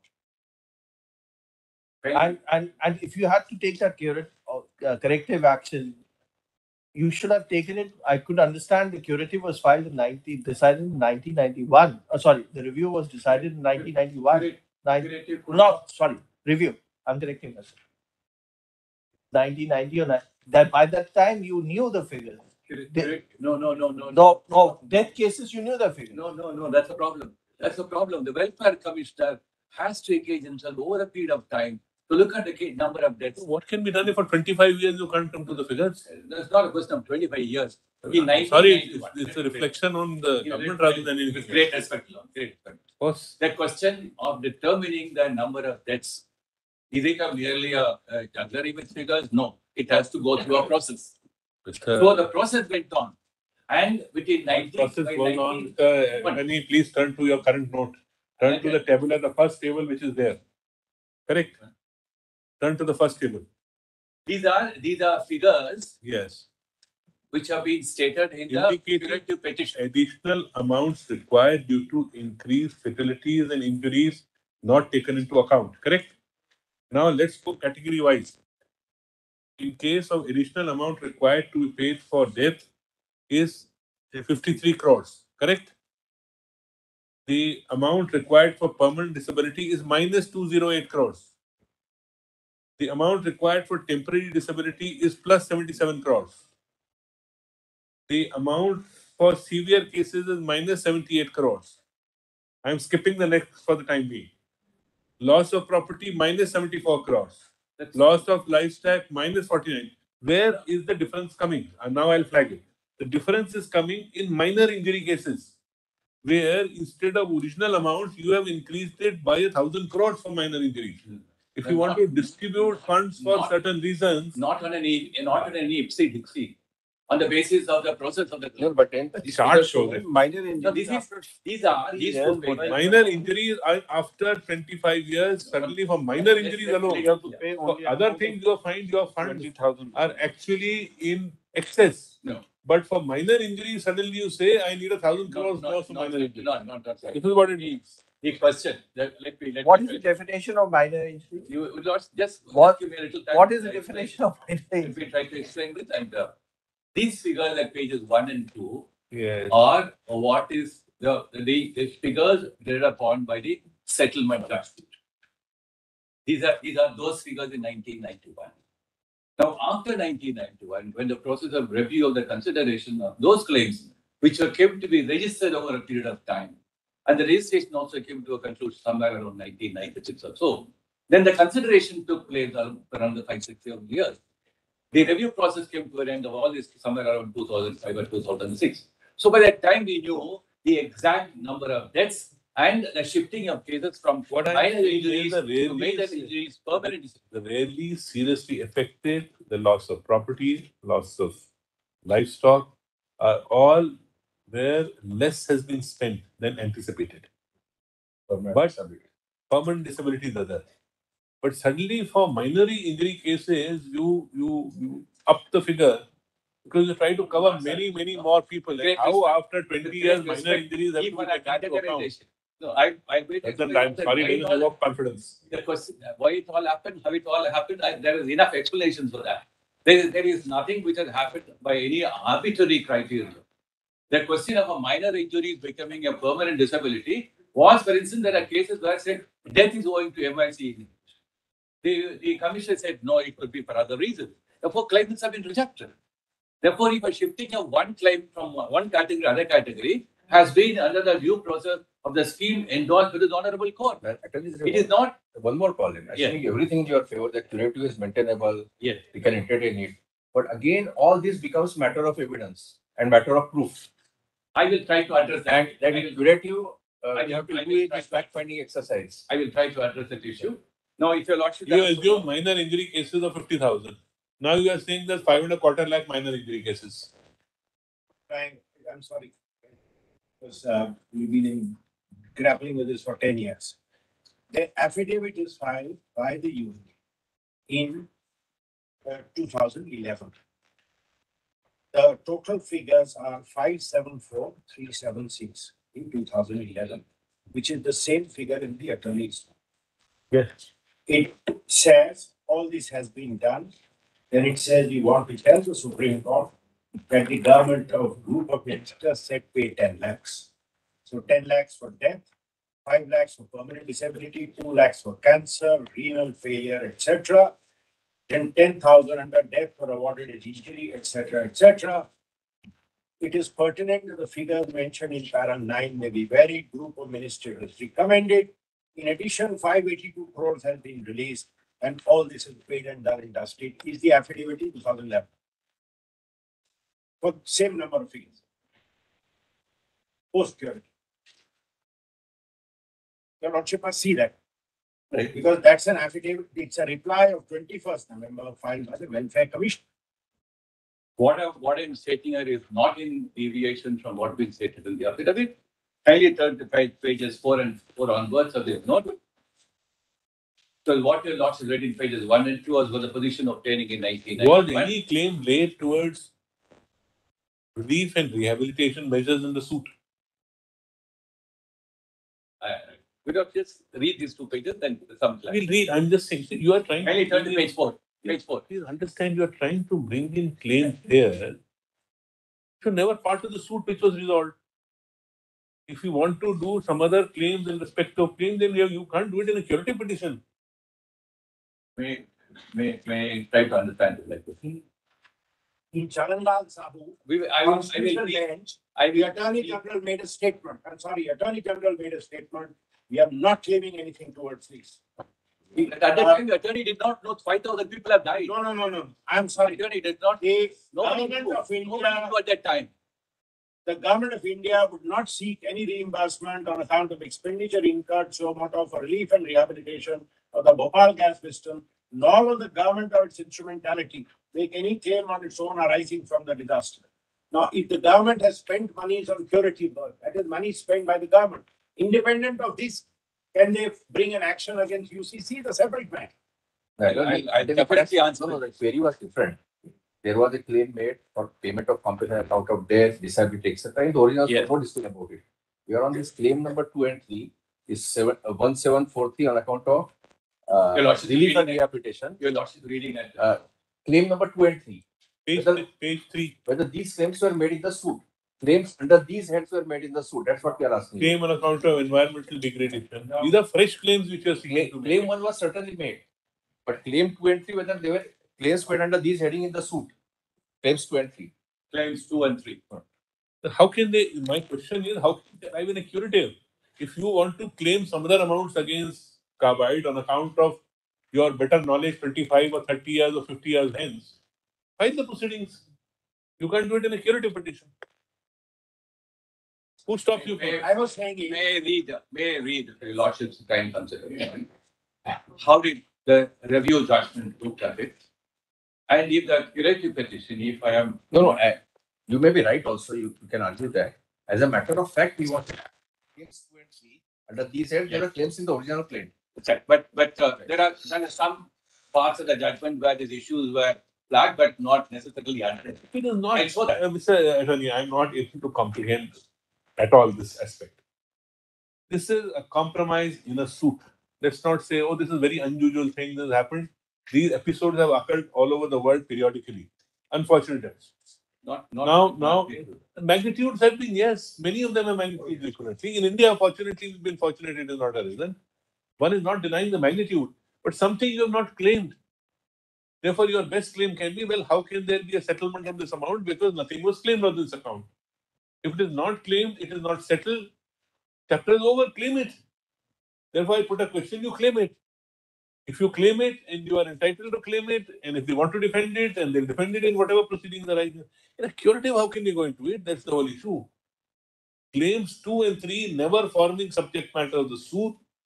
If, in accordance with law, you are entitled to claim it, please. We are not prohibiting you from claiming it, but we can't go into a curative in this. Just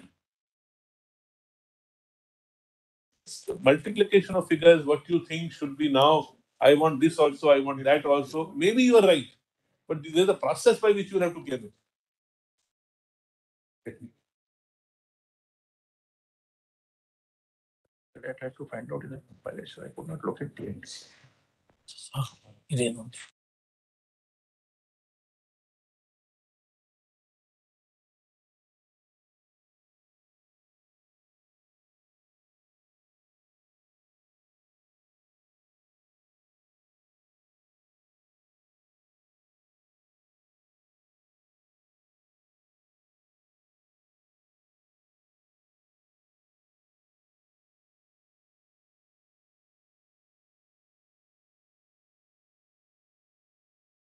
Claim 2 and 3. Settlement for that. Let us say, if you move claim 2 and 3, what can you claim against them? According to you, I am taking your case at the best. So, Donnie, just coming to your figures, right? Probably the figure at the table A is 675.96, which includes this figure of 99, which 955. 955 may be wrong because it doesn't tally. I don't know how you take a 955. Additional amount in crores taken. So 675.96 is one. If table number 1 or page number 2 of your table A. table number 1 is page 1. Or Page page 2. Page 2. I'm talking about this. Of this third Appendix document, Appendix A. A.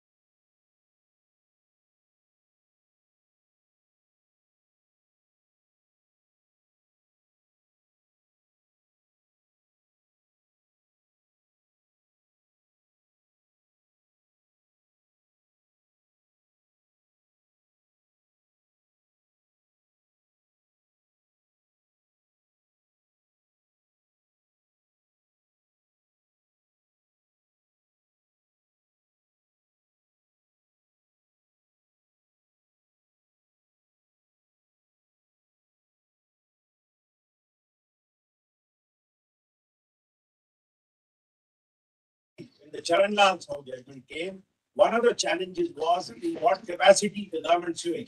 The Attorney General made a statement saying we are not going to be pressing for any claims of recovery of what the government is paying. That's in 89. This is 86.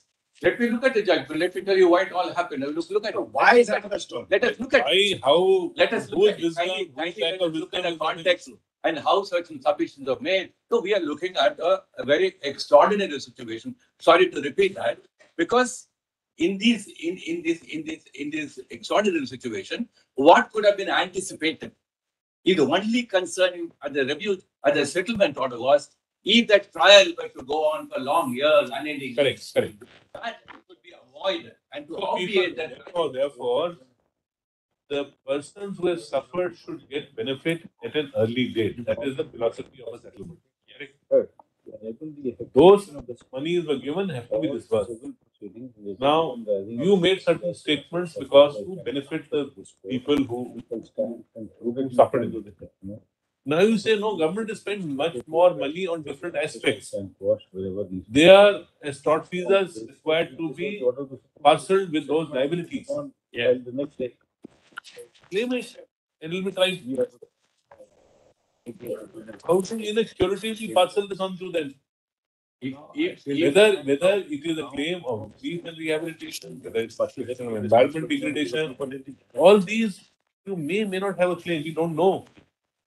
But you are wanting us to determine these claims in a curative petition dealing with the issue of claim satisfaction of the persons who had suffered various forms of injuries and ailments. How do you mix up all this? How do you do this? Responsible. It needs to go through the review document. And it needs to settle in order. I'm not saying these questions are to be discussed like that. But how do we find an answer to this very vexing question? So at different points of time, the courts have looked at certain dimensions of the case. Certain dimensions of the case, and therefore we gave an answer. And stand was taken by the government of India with other parties. So on the basis of certain assumptions of facts. So therefore with the review. Those assumptions, Let me go through the review. let us say you find no, those assumptions today don't hold, get them determined in proper proceedings. Please don't put this in a curative before us. Is all we are saying. If after 39 years you want to now sue them for something, please do it if you can. Please recover it if you can.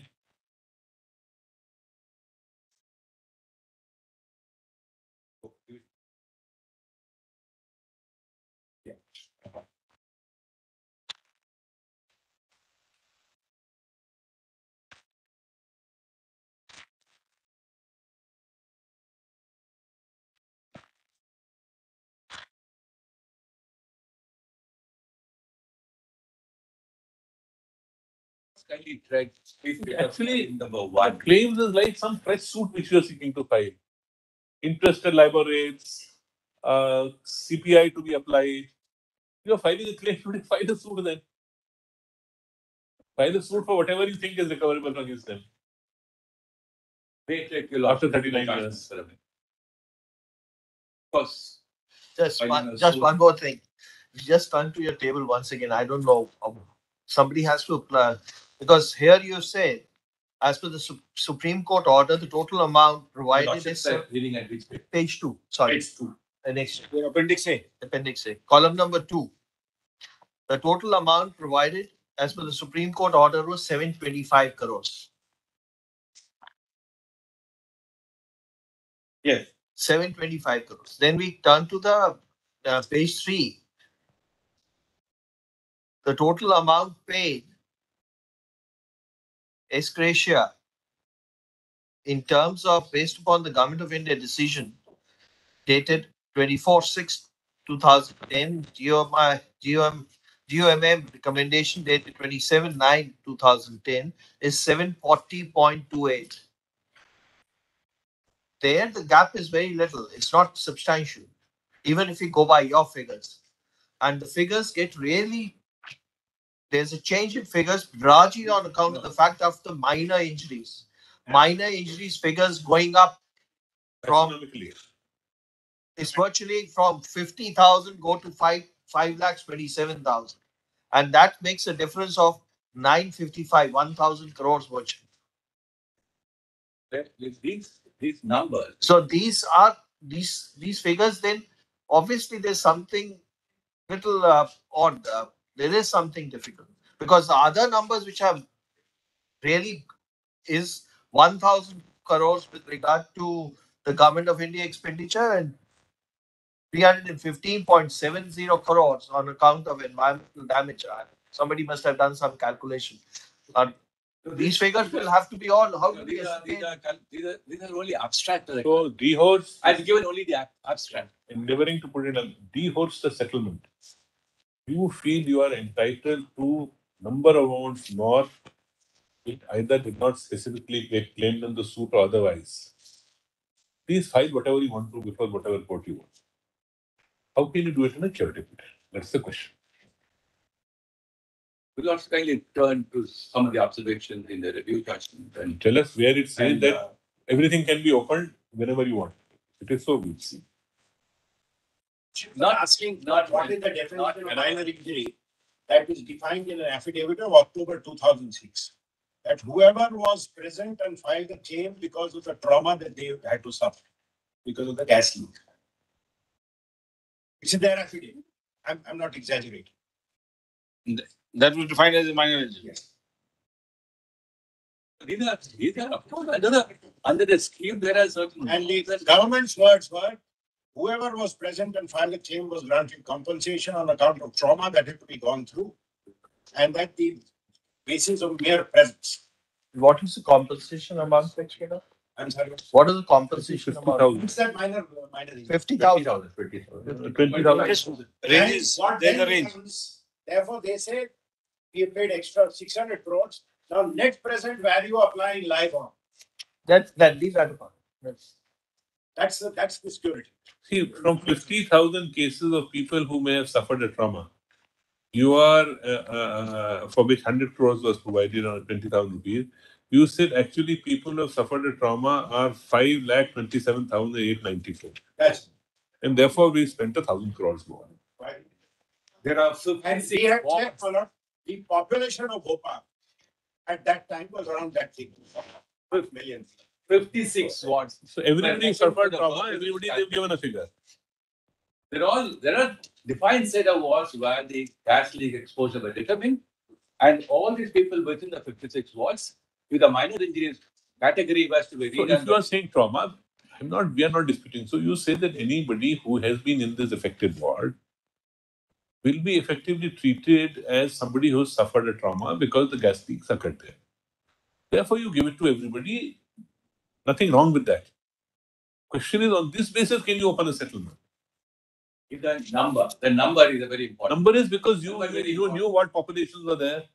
You chose and thought that you will give it to something more. Now, if you want to give it to everybody who has a trauma, salutary benefit. We didn't choose. It's all in terms of the court Okay. saying you will go to process this claim under the scheme. The scheme was a well-defined procedure, and it was not an open-ended issue. Therefore, if the scheme allowed people to lodge claims and the commissioners to do their job in terms of the criteria, then unless somebody has to say, yes, all this is wrong. No, it's not necessary to say it's wrong.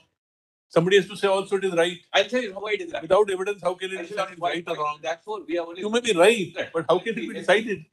Therefore, In a curative, you want us to decide it. We are again and again repeating the same thing. In a curative, what you are saying is, this is being paid by us, ask them to pay this to us. This is what, beyond that, we can't go in curative because we are only dealing with the settlement. There is no trial here, there is no trial there, there is no trial anywhere else. I quite see that. If the absence of a trial, that's why I said if Just please that see. trial was. All the sympathy for all the people who have suffered. Cannot ask us to turn into such an ad hocism Look at on determination of amount because you say you are wiser today. That's what is happening.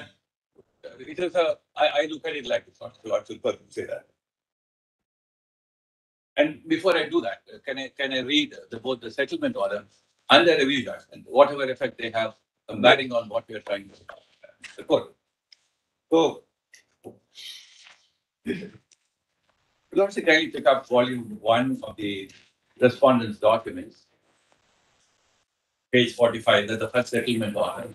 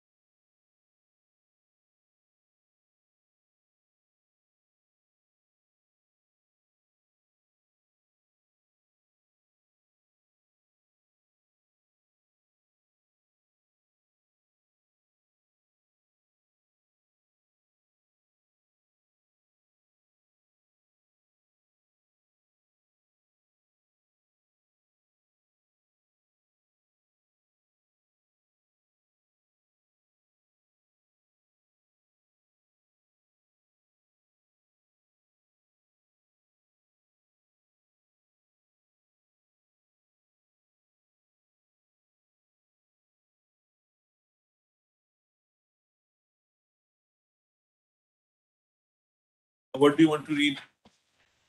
Agree.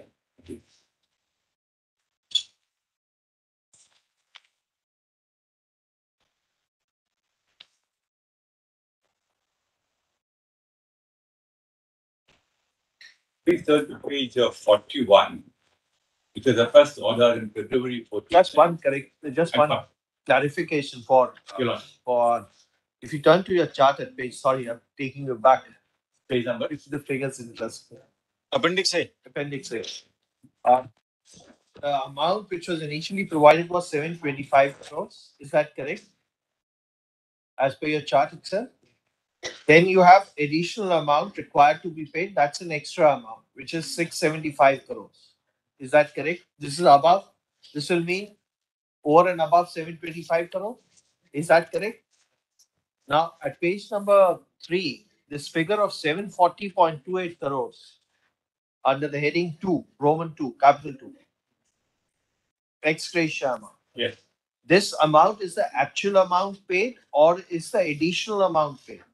Actual amount paid minus, Not the additional amount paid or the actual amount paid? minus the initial amount received plus this deducted, less amount. The amount was less. No, so attorney, do you mean that you have paid 675.96 plus 740.28? Have you paid both? Yes, yes, yes. Is that your case? Correct. No, you have paid, therefore you have paid 675 In excess. with 675 was paid initially.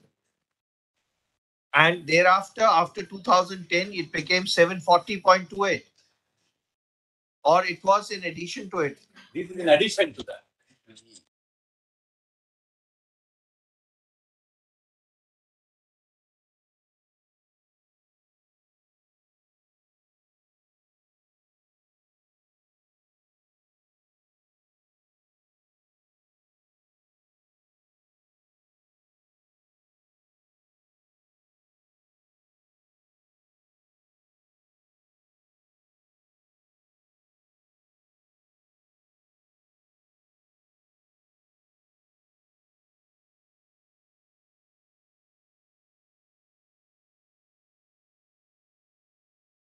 $75.96 the additional amount you paid.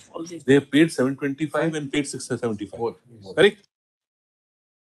And Are we understanding correct that 725 crores is what was envisaged and provided for?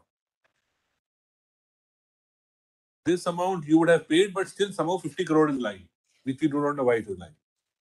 Then you have paid, according to you, additional amount because of the increase between somewhere increase, Because somewhere of the increase. actual number of cases, there's an increase. The actual number of cases. The number of cases assumed is 3,000. Actual number of cases 5295. Therefore, an additional amount required to be paid in the last Without month. getting into detail, is all arising for whatever it's worth account of minor injury. You know the figure, there are minor injuries otherwise. So you paid 725 crores you have in your hand to be paid. Correct? Yes. Apart from that, you say, One second. The number of cases assumed in the first column is 2,05,000. yes, When the number of cases went up, which is there in the last but third column, 5,74,000. because of this, you are required to pay 725 plus 675. That's right. Correct. This is what you say you are required Correct. to correct. And you have paid that amount. That's right. and you have paid that amount. Now, please be sure have you paid that amount, because otherwise the question will be posed to you, which we pose. Why is 50 crore lying with the RBI if you have paid? Who have you not paid?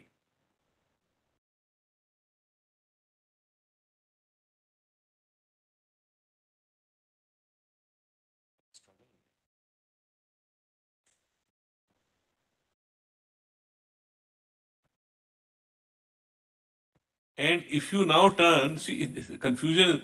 Now, when you come to claim 2, which prima facie is not, they use said amount spent on account of rehabilitation, etc., is so much. And then amount ex gratia is 740. Ex gratia is 740. So 1743 is what you have claimed under a claim 2. Then there's a claim 3, where you say environment degradation. You must clearly say whether you have paid 725 plus 675 plus 740. Out of the 725 which they were supposed to pay initially, they have paid 740. This is what they want additional. No. What they must say clearly whether they have paid 725 plus 675 plus 740. Whether all three figures they have paid. All the three figures, 740 is a part of the. So our simple question is whether you have paid one figure of 725 Plus 740. No. Let us go by this. So 725 plus 675.96. 675 is required to be paid. There is addition. If you lordship gives an No, increase in additional the amount. number. But you By did not reason pay of this. increase in the number, Let's say increase the number. So 740. Increase in the Okay, number. let us begin first. You have paid 40.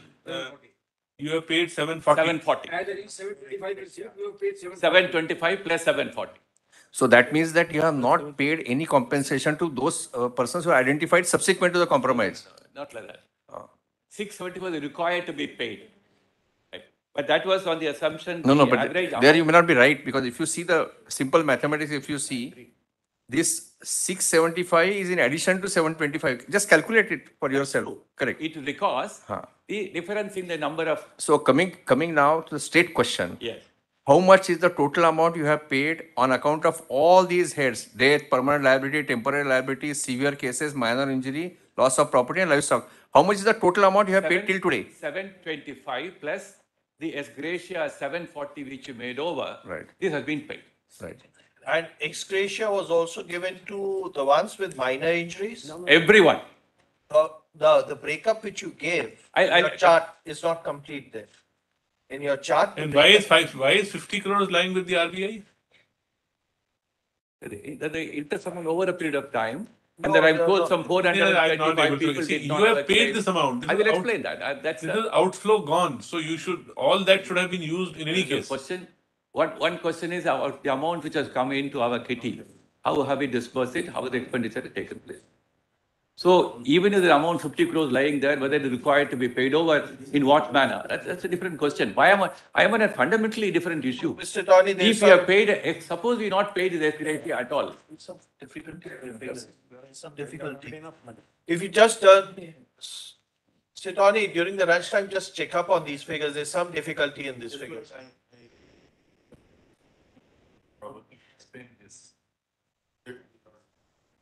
What do you want to explain on the figures? Just to assist your lordship. No, what is the figures? If you have some better definition of the figures. I'll just come. Now, if your lordship look at this table, but what happened that initially when the settlement. Right, sir. I'm audible like. Yes. Yeah. Milord, initially the settlement came and then there was, Milord, hue and cry that how the settlement has been arrived at. So moto this honorable court took cognizance of the situation. And they said on the basis of assumption that this figure has been arrived at. Now the court was supposed to determine that what is that assumption. So these figures which have been given, if you lordship look at this table, 3,000 etc. which has been given is based on, my lord, the judgment which was given, which is on 4th of May 1989. I'll just read out, my lord. Correct. And what the court said that we have arrived at this figure on the basis of assumption. And if the basic assumption is ultimately disturbed in the sense we find. No, Mr. Parekh, we are not on that. No, Milord, I'm just. We are on the quantum of the amount, not the figures. No, of Milord, the- I'm just under explaining. the I other think head. my explanation will clarify. Yes. So this, Milord, when we look at this number which is given here, assume this number is, Milord, based on what the judgment of this Honorable Court says. Now, the average amount which has been mentioned, this is the average amount. Again, the court said that in case of death, the average amount will be 2.33. So therefore, Milord, when they multiplied, the total amount came to 725. This is, Milord, for the number which is mentioned here, that is 3,000 sectors, that these are the total amount which has to be given. Now, what happened thereafter, Milord? Government figure. This 725 was not disbursed immediately because it was subject to, Milord, the determination of claim by the tribunal. So the determination process was going on. So this 725, Milord, the interest accumulated, the interest became, so this amount. Became larger. Yes, Milord, it became larger. So suppose the amount was immediately disbursed, for example, in case of death, 233. Then, Milord, the entire amount of 725 could have been disbursed. Because, Milord, the interest became more. Therefore, the question is that interest amount who is entitled to, whether the same number of persons who are mentioned here are entitled to that interest. So this is, Milord, a separate thing like 50 crores. Now, 50 crores will go to the persons who were really identified by this Honorable Court on assumption that these are the figures. Now, what happened thereafter, Milord? The process of determination started. Now, the process of determination by the tribunal came out this particular figure, which is mentioned in column D, that is 5,295, etc. And then for somewhere, Milord, the figure has gone up, somewhere the figure has gone. Like in case of simple injury, it has become tremendous, and lordships are putting the question that how this figure became so much. Now, this is based on the determination which has been done by the tribunal on the basis of, Milord, documents which are produced. So, what has happened, Mr. Parekh, is if you keep out this category of minor injuries, there is actually excess availability of about 275 crores. I've done the minus and plus only, basic mathematics. It has been so. In the wisdom now, it was decided that while it was envisaged that minor injuries may only be 50,000, effectively minor injuries was categorized as something where there is an element of trauma. One is not saying this is illogical. It is. Something. So practically everybody who was in the area was given that. Therefore, the number of minor injuries cases rose from 50,000 to 5,27,000. There can also be another reason, as the learned attorney said, that a lot of people may have claimed under different heads, maybe under different heads. And a via media was that put all these people as having gone through trauma, and therefore they will get some amounts, which is about 20,000 rupees. So give 20,000 to everybody who was in the area. Practically, that is what has happened. Each claim While was the determined, claimants not under separate. different actual heads of permanent disabilities and others, the number of assumptions have been very different or lesser than what actually has been deciphered. Milord, may I just clarify again from this thing? Now, if we, Milord, stop there, that suppose, Milord, the number was only 3,000, 30,000, etc., then this entire amount of 725 should have gone, Milord, to the persons who have been mentioned in A. Not Entire amount necessarily, should have no, gone to them. No. Yes, Milord. No, Because. not necessary. Not necessary. You see, these were tentative figures, you are right, Yes. but the figures changed. I am coming Figures to that. changed Milord. because of the fact that the number of persons assumed cases also underwent a change. I'm coming to that, Milord. On verification, the I'm assumed just coming- cases were not Lord, found just to be give me so 2 many minutes. of the more drastic category, but they fell under persons who were, let us say, had gone through a process of trauma. Milord, We are not doubting the government should not try to rehabilitate them. Milord, I am going, Milord, just kindly give me, Milord, 2 or 3 minutes, I'll clarify. Suppose, Milord, the assumption which is mentioned here, 3,000, 30,000, etc., was correct, and the figures were only that much. Suppose we go, Milord, on that basis. Then it will be that the 725 crores which have been given as part of settlement will be disbursed, Milord, according to the figures which are given in A, Correct. including the interest part of it. Am I, Milord, correct to that Yes, extent? yes. Now we come, Milord, and this is the amount which has been pointed out by this Honorable Court, which is in C. has to be given in case of death, etc. Hmm. Now, what has been done is that after determination, this figure has come 5295. We will take only case of death. So therefore, the difference is 2295. Now this 2295 has been multiplied with 233, and this figure has been arrived at 53.47. That's how, my lord, the entire whatever was determined by this honorable court has to be given as compensation has been put, my lord, as 675 total. Now this 675, that is what has been said in curative, is the amount based on whatever this honorable court exercise did in suo moto has to be paid, which is in addition to number which has been given to payable to those who were assumed 3,000, etc. Are only this thing, figure only comes thing to we've understood it. The only Lordship, thing I'm Lord, telling you yes. is that all this variation, somewhere less was being spent, somewhere little more was being spent, but the figure is drastically different because practically everybody who would be in the affected area, a conscious decision was taken to give them at least for minor injuries. Therefore, people who have gone through a trauma would get some amount at least. That's the principle. Not done by government. I want to make it clear. Determination of this trauma has been done by the tribunal. Maybe by the tribunal. I'm not saying that government will determine it. And I must make it clear, my lord. The figure which has been given in D, nobody is claiming that the number has increased. Nobody is claiming. The number, because this number has been determined by the tribunal, and the tribunal stopped functioning after a particular point of time. They stopped taking claims. So therefore, my lord, the number which is mentioned here is static. Somewhere, my lord, we have said so, which SLP will be heard later on, that suppose a case of grievous hurt has resulted into death, what will happen in those cases? Because the tribunal is not functioning, who will determine? That question Lordship will decide after the Constitution Bench judgment. Because Lordship said that we will decide this SLP after the judgment by the Constitution Bench of curative petitions.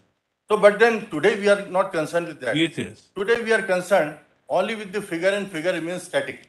Today we are concerned with whether anything more and above in a curative petition can be parceled on to the others. That That's emanates, all. my lord, in my humble submission from the order which was given on 4th of May, which will, suo moto, which your lordships may read, because that will throw the light on the entire. Okay, the attorney will read the the main two orders after lunch. Very blessed. I'm grateful. I'm grateful.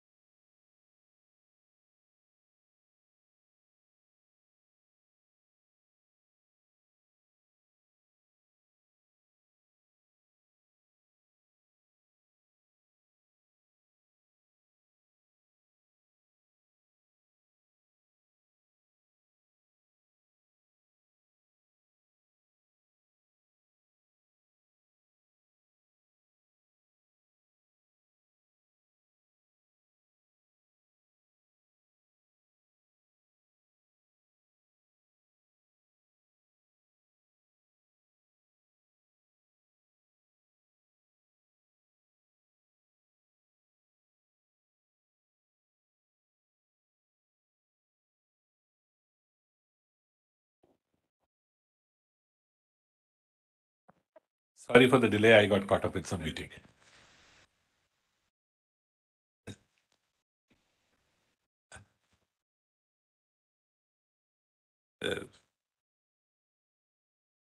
Is when in the early occasion, your lordships put me a question, and is there a real need and a pressing concern as to this court should hear this matter? I said I have myself applied my mind and studied this matter from various angles, and I know there are some issues on which there are no answers readily available, either on the statute book or some precedents.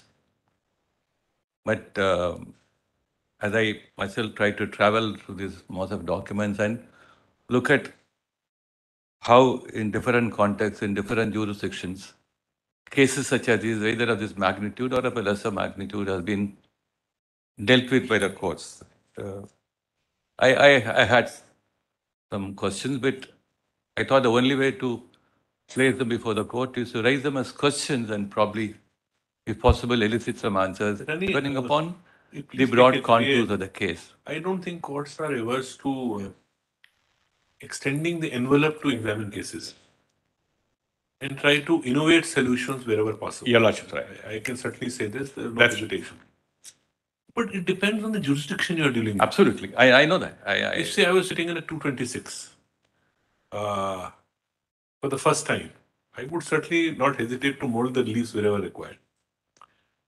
If I'm sitting in a suit, I'm far more constrained because it's the civil proceeding which will operate. In a civil revision, different aspects operate.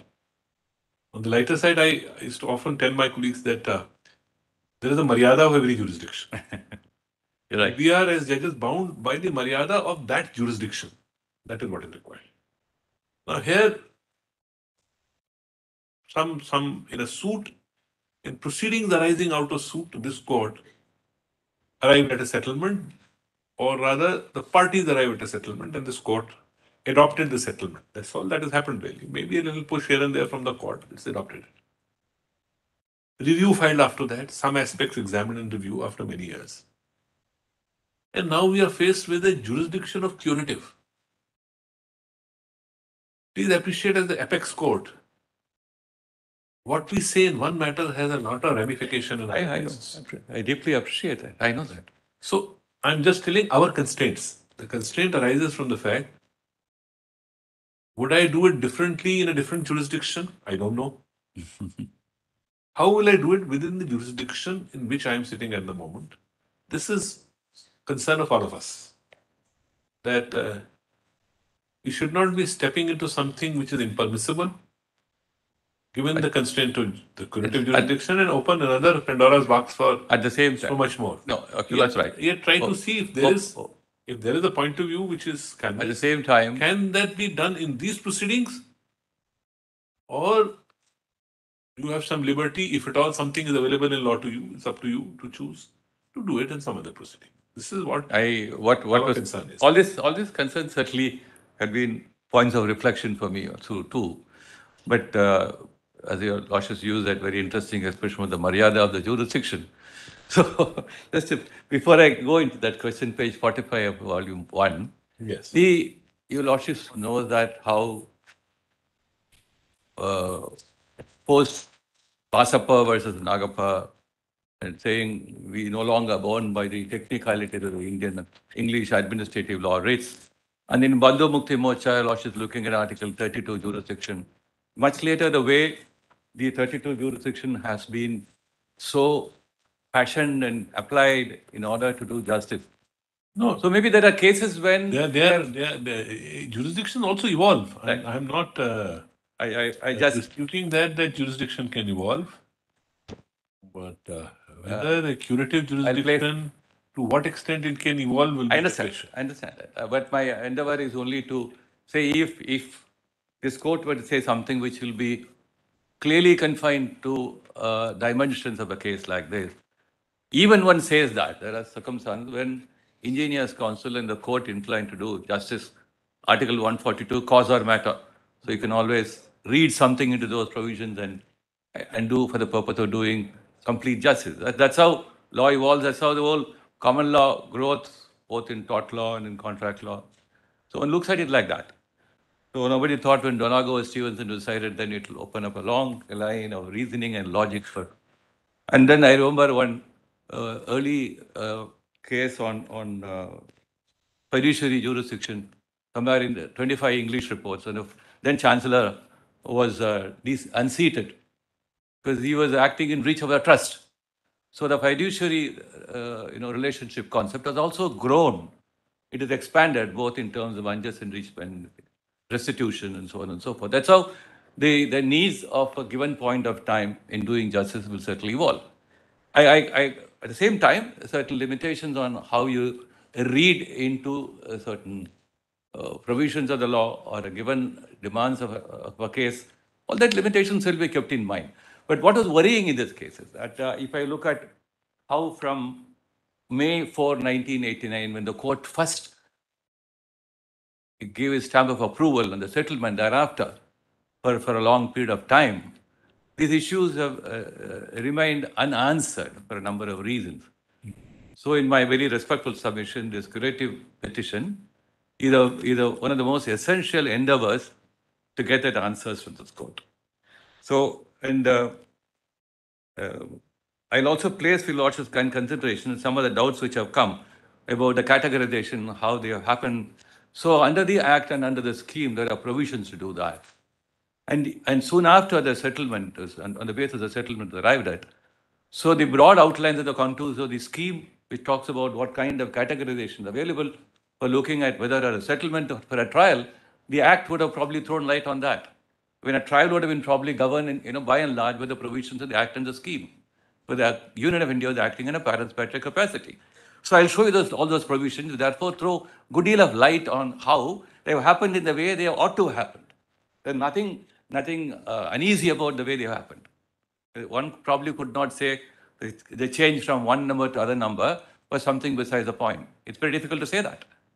So if they fall within a statutory framework and a scheme, and no blame could be laid at the doors of those processes, and I think for all practical purposes, this court will proceed to assume that the culmination of the welfare commissioner processes are to be assumed to be correct and valid for the purpose of having a second look at the whole settlement. Let me place your lordship to page 45 of volume 1, the first volume 1 of respondent's compilation.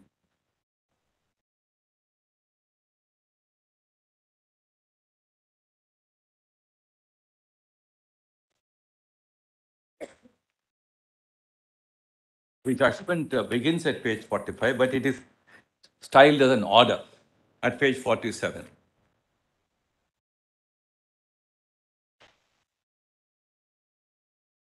(47) of volume 1. Volume 1 of the Separate compilation. compilation of respondent number 1.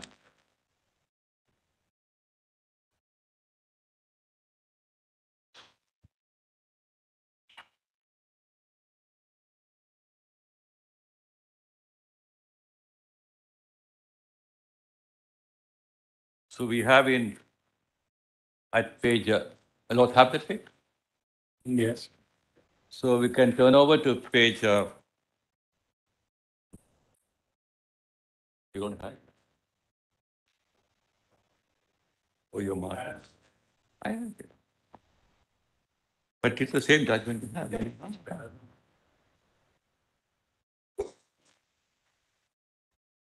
Please turn over to page 48, paragraph 3.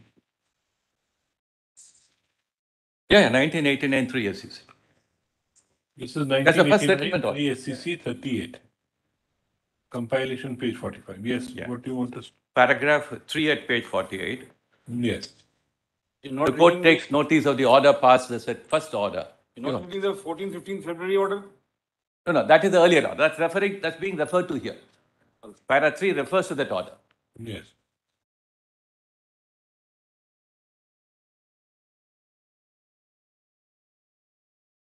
This court, by its order dated February 14, 1989, made in those appeals directed that there shall be an overall settlement of the claims in the suit for $470 million in termination, all civil and criminal proceedings. The opening words of the order said, Having given our careful consideration for the several days on the facts and circumstances of the case before us, for the parties to these proceedings, including the pleadings of the parties, the mass of data placed before us, the material relating to proceedings in the courts of the United States of America, the offers and counter-offers made within the parties at different stages during the various proceedings, as well as the complex issues of law and fact raised before us and submissions made in, and in particular the enormity of human suffering occasioned by the Bhopal gas disaster, and the pressing urgency to provide immediate and substantial relief to the victims of disaster, we are of the opinion the case is preeminently fit for an overall settlement, with the parties covering all litigations, claims, rights, and liabilities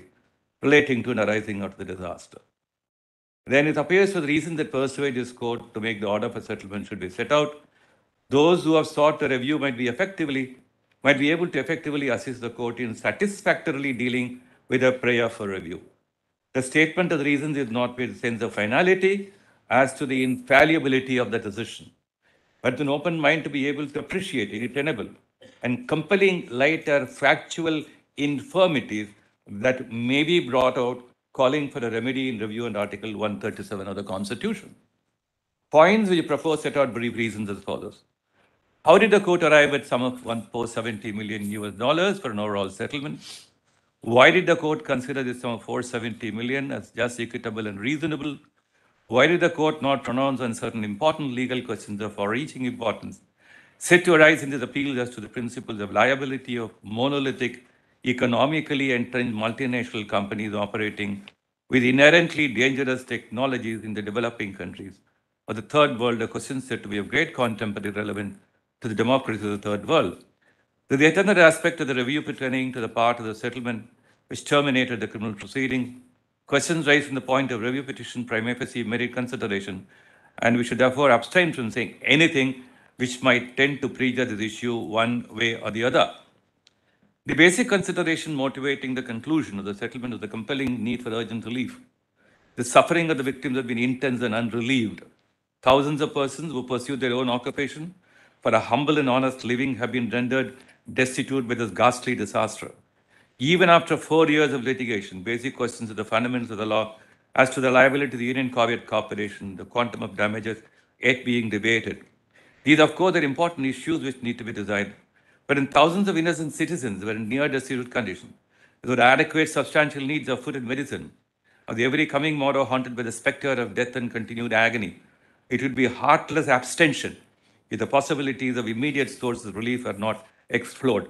Considerations of excellence and niceties of legal principle were greatly overshadowed by the pressing problems of very survival for a large number of victims. These are very important concerns expressed by the court. The lost delays are indeed proverbial. It has been the unfortunate bane of judicial process in ordinary cases, where the evidence consists of a few documents and the oral testimony of a few witnesses requires some years to realize the fruits of litigation. The next few sentences. The present case one where the damages sought on behalf of the victims of mass disaster and having regard to the complexities of the legal questions involved. Any person with an unbiased vision would not miss the time-consuming prospect for the course of the litigation in his sojourns to the various courts both in India and later in the United States. Then paragraph 10. This court considered it compelling duty both judicial and humane to secure immediate relief. In doing so, the court did not enter upon any forbidden ground. In the efforts been earlier made in direction by Judge Keenan in the United States and by the learned District Judge Bhopal, what this court did was a continuation of what had already been initiated. Even at the opening of the argument in the appeal, the court had suggested to the learned counsel and both sides reach a just and fair settlement. Again, when counsel met for rescheduling of the hearing, the suggestion was reiterated. The response on both sides was positive in attempting to settlement, but they expressed a certain degree of uneasiness and skepticism with the proposals and the prospects of success in view of the past experience of such negotiations. There have been uninformed and irresponsible criticism of the attempts at settlement. Attorney submitted and even the most bona fide, sincere, and devoted affairs were likely to come in for motivated criticism. Then the court asked the account to make available the particulars of offers and counter-offers made on previous occasion for a mutual settlement. And counsel for the parties furnished particulars of the earlier offers for the overall settlement what been considered reasonable.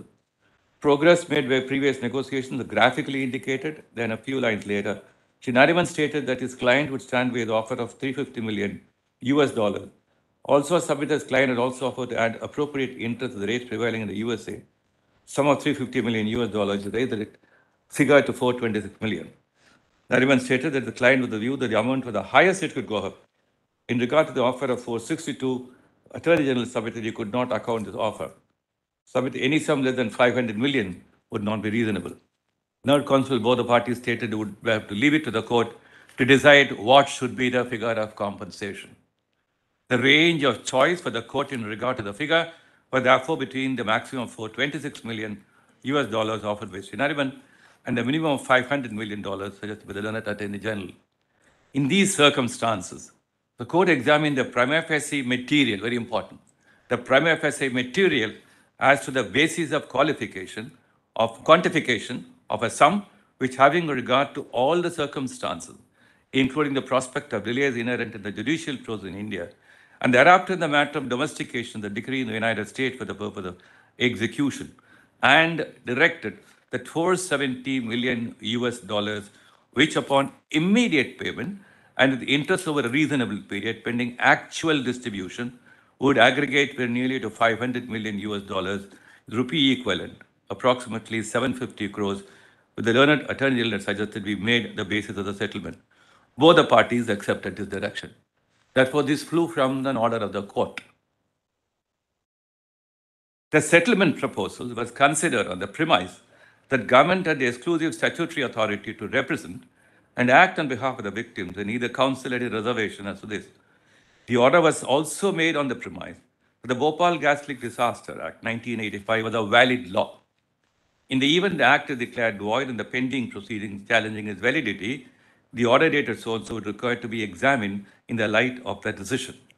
We should make it clear that if a material is placed before the court from which reasonable inference is possible, the Union Carbide Corporation had at any time earlier offered to pay any sum higher than the outright payment of 470, this court would straightaway initiate suo motu action requiring the concerned parties to show cause why the order dated should not be set aside and the parties relegate to their respective original positions.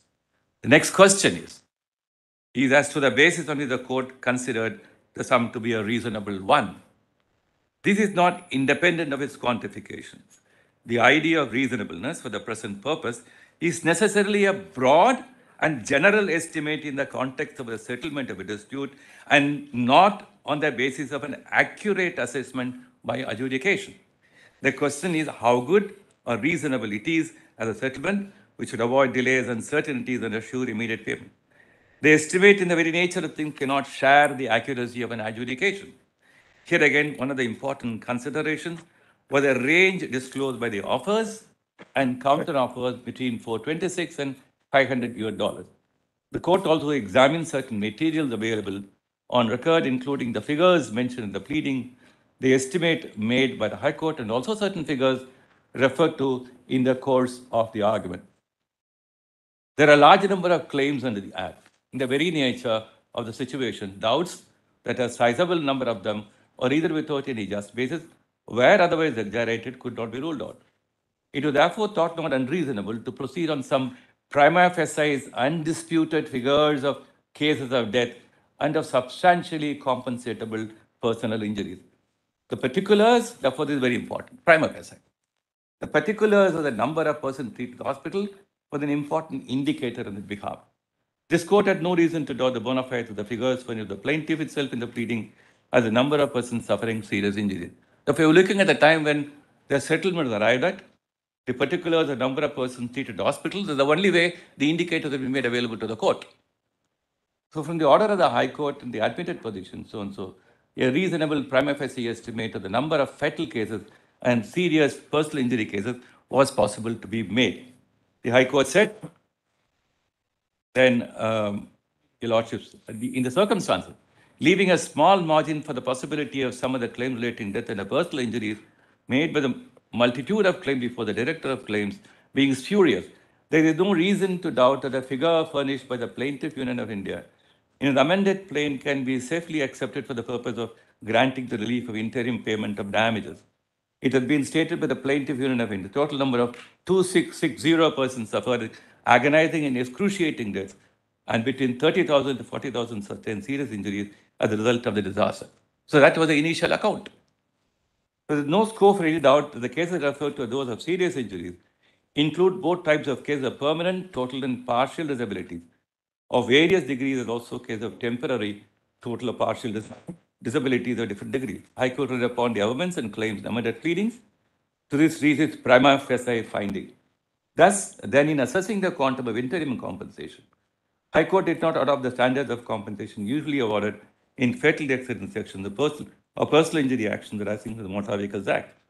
Well known that in fatal accident affections where children are concerned, the compensation awardable is in conventional sums ranging from 50,000 to 30,000 each case. In the present case, larger number of deaths was of children at a very young age. Even in the case of adults, according to the general run of damages in comparable cases. I've read some of the cases where the commissioner looked into divergent evidence, and it was really agonizing to find out how somebody just born, as infantile one could be, you lose your child. So the damages assessed in the visual and the usual multiplier method in the case of income group comparable so and so would be anywhere so and so. Then kindly turn to page 21.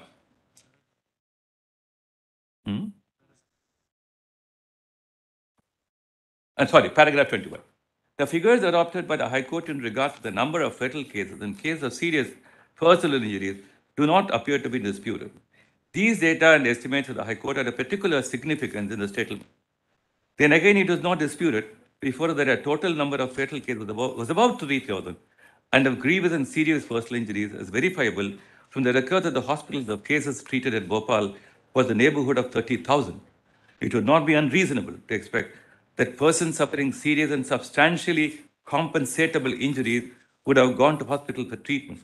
It also appeared that within about 8 months of the occurrence, a survey had been conducted for purpose of identification of cases of death and grievous and serious injuries for purpose of distribution of certain ex gratia payments sanctioned by the government. These figures, but it appeared less than 10,000. These circumstances are a rough and ready estimate. This court took into consideration the prima facie findings by the High Court and estimated the number of fatal cases at 3,000. The compensation could range from rupees 1 lakh to 3 lakhs. This would account for rupees 70 crores. And that's the tabular column which I showed at page 2 of my statement. And nearly 3 times higher than what would otherwise be awarded in comparable cases in Motor Vehicles accident claims. Death is an inexorable finality. Then Lordships may, at the last line in para 23, but the High Court is in estimating the value of compensation adopt a higher basis. So far as personal injury cases are concerned, about 30,000 is estimated as case of permanent, total, or partial disability. Compensation ranging from rupees 2 lakhs to rupees 50,000 per individual, according to the disability is total or partial, and degrees of the latter was envisaged. This alone would account for rupees 250 crores. In other 20,000 cases of temporary, total, or partial disability, compensation ranging from 1 lakh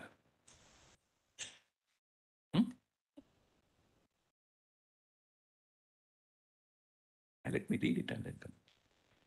Depending on the nature and extent of the injuries and extent and degree of the temporary incapacitation, accounting for a further allocation of 100 crores was envisaged. Again, there might be possibility of injuries of utmost severity, in which case of rupees per individual might have to be considered. Rupees 80 crores additionally for about 2,000 such cases were envisaged. So all these were on a hypothetical basis. A sum of rupees 500 crores approximately was thought of as allocable to the fatal cases, and 42,000 cases of such serious personal injuries leaving behind in their trail total or partial incapacitation, either of permanent or temporary character. You consider that some outlays would have to be made for specialized institutional medical treatment for cases requiring such expert medical attention and rehabilitation. 25 crores for the creation of such facilities within envisaged. Now turn to paragraph 27. Such case of claims do not apparently pertain to serious case of permanent temporary disabilities, but a case of a lesser serious nature comprising claims of minor injuries, loss of personal belongings, loss of livestock, etc., where there is general allocation of rupees 225 crores. If in respect of these claims, allocations are made rupees 20,000, 15,000, so and so, persons or claims in each category accounting for about 1.5 lakh more claims, the sums required would be about 225 crores. Looked at from another angle, if the corpus of rupees 750 crores along with the current market rates of interest on corporate borrowings of say 14% or 14.5%, is spent over a period of 8 years, it would make available rupees 150 crores each year, or even if interest alone is taken, about 110 crores per year, could be sent year after year perpetually towards compensation and relief to the victims. The court also took into consideration the general run of damages in comparable accident claim cases and cases in the workmen's compensation laws. The broad allocations made are higher than those awarded in all such claims. These apportionments are merely broad consideration, generally guiding the idea of reasonableness or the overall basis of settlement. The exercise is not a predetermination of the quantum of compensation amongst the claimants, either individually or category-wise. Something as open as anything could be. No individual claimant shall be entitled to a particular quantum of compensation if it's found to fall within either broad categories. Determination of actual compensation payable to the claimants are done by the authorities under the Act on the basis of the facts of each case, with a reference to the hypothetical quantifications made only for the purpose of an overall view of the adequacy of the amount. Therefore, the overall view of the adequacy of the amount on the one hand, and the process of consideration of the claims on the other hand, under the Act, they stand on two different footing. These are the broad and general assumptions underlying the concept of justness of the determination of the quantum, if the total number of cases of death or a permanent, total or partial disabilities, or what may be called catastrophic injuries, is shown to be so large that the basic assumptions underlying the settlement become only unrelated to the realities. The element of justness of the determination and of the truth of its factual foundation would seriously be impaired. And precisely what we are trying to place before your lordships. The justness of the settlement is based on these assumptions of truth. Indeed, there might be different opinions on the interpretation of law or on the questions of policy or even on what may be considered wise or unwise. But when one speaks of justice and truth, these words mean the same thing to all men whose judgment is uncommitted. Of truth so and so, then I'll skip that. Then paragraph 31.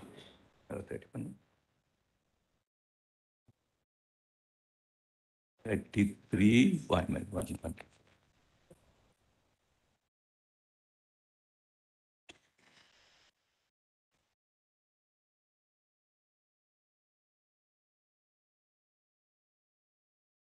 Para 34, again the concerns of the court to look at the legal framework.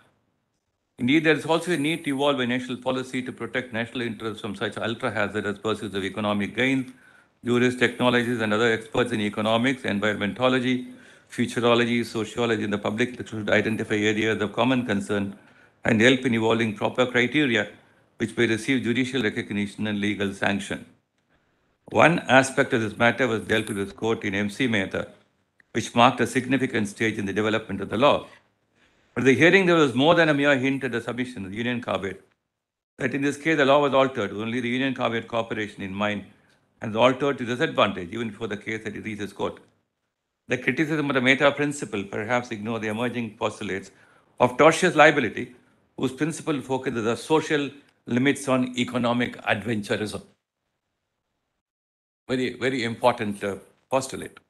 There are certain things that a civilized society simply cannot permit to be done to its members, even if they are compensated for their resulting losses. You may note a passage in Theories of Compensation. It would however be wrong to presume that we as a society can do anything we like to the people, just so long as we compensate them for their losses. Such a proposition would mistake part of the policy universe for the whole. The set of policies to which it points, policies that are permissible but only with compensation, is bounded on the one side by a set of policies that are permissible even without compensation, on the other side by a set of policies that are impermissible even with compensation. Very important considerations. So, but in the present case, the compulsions of the need for immediate relief for tens of thousands of suffering victims could not, in our opinion, wait till this question, vital though they are, be resolved in the due course of judicial proceeding. The tremendous suffering of thousands of persons compelled us to move into the direction of immediate relief, which we thought should not be subordinated to the uncertain premise of the law. And when the assessment of fairness of the amount was based on certain factors and assumptions not disputed even by the plaintiff.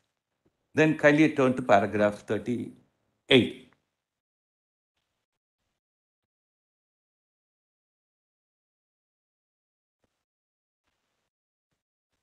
(37) Very well, I'll read this. 37. A few words in conclusion.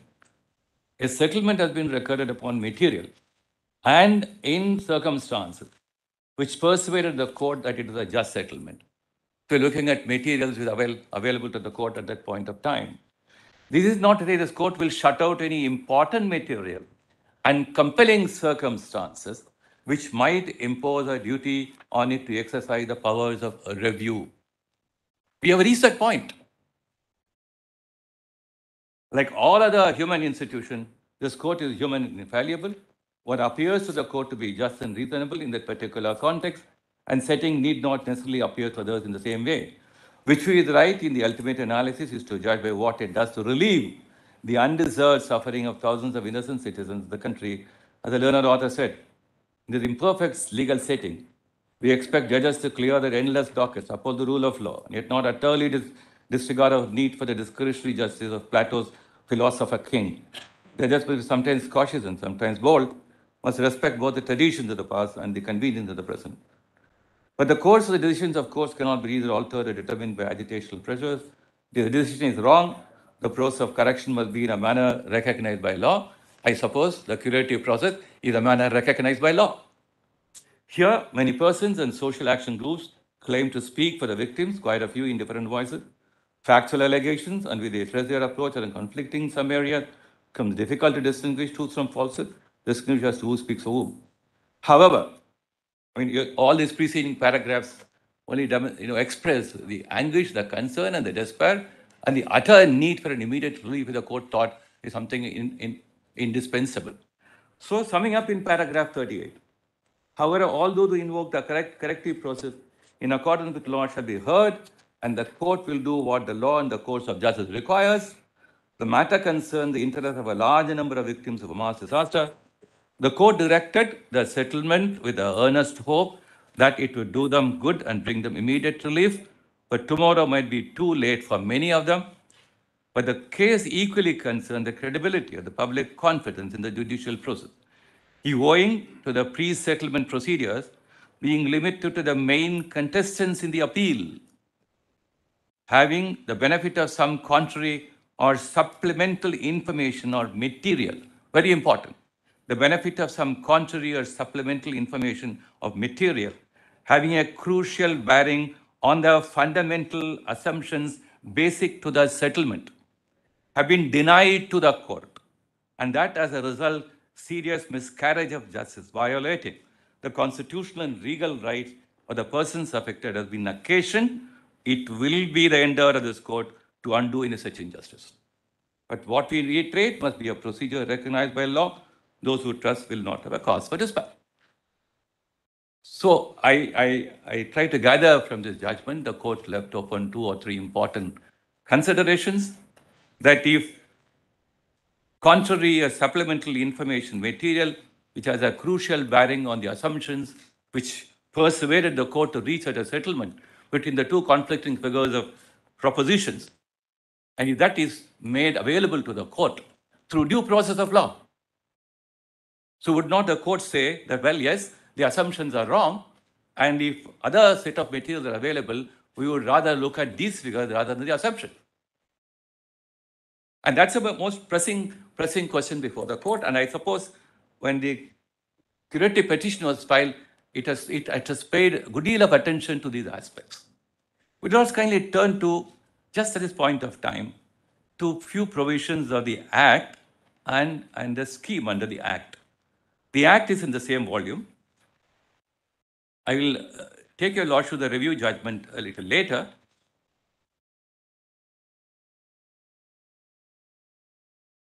Just for our understanding, the review petition prayer. Let me complete. Mr. Attorney, don't mind. So that we know. Don't mind. Let my thought process not be interrupted, please. There's no thought process. I have a thought process. The review challenged the settlement, and said, set aside the order affirming the settlement. Is the union still pressing that? And he has said that he is not. Then all these passages were in the context of review petition saying this settlement has been wrongly affirmed by the court. No, no, no.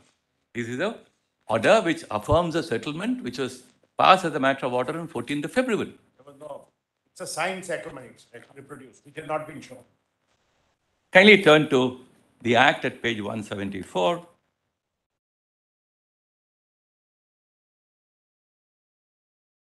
I mean, I don't know whether a signed settlement makes a difference.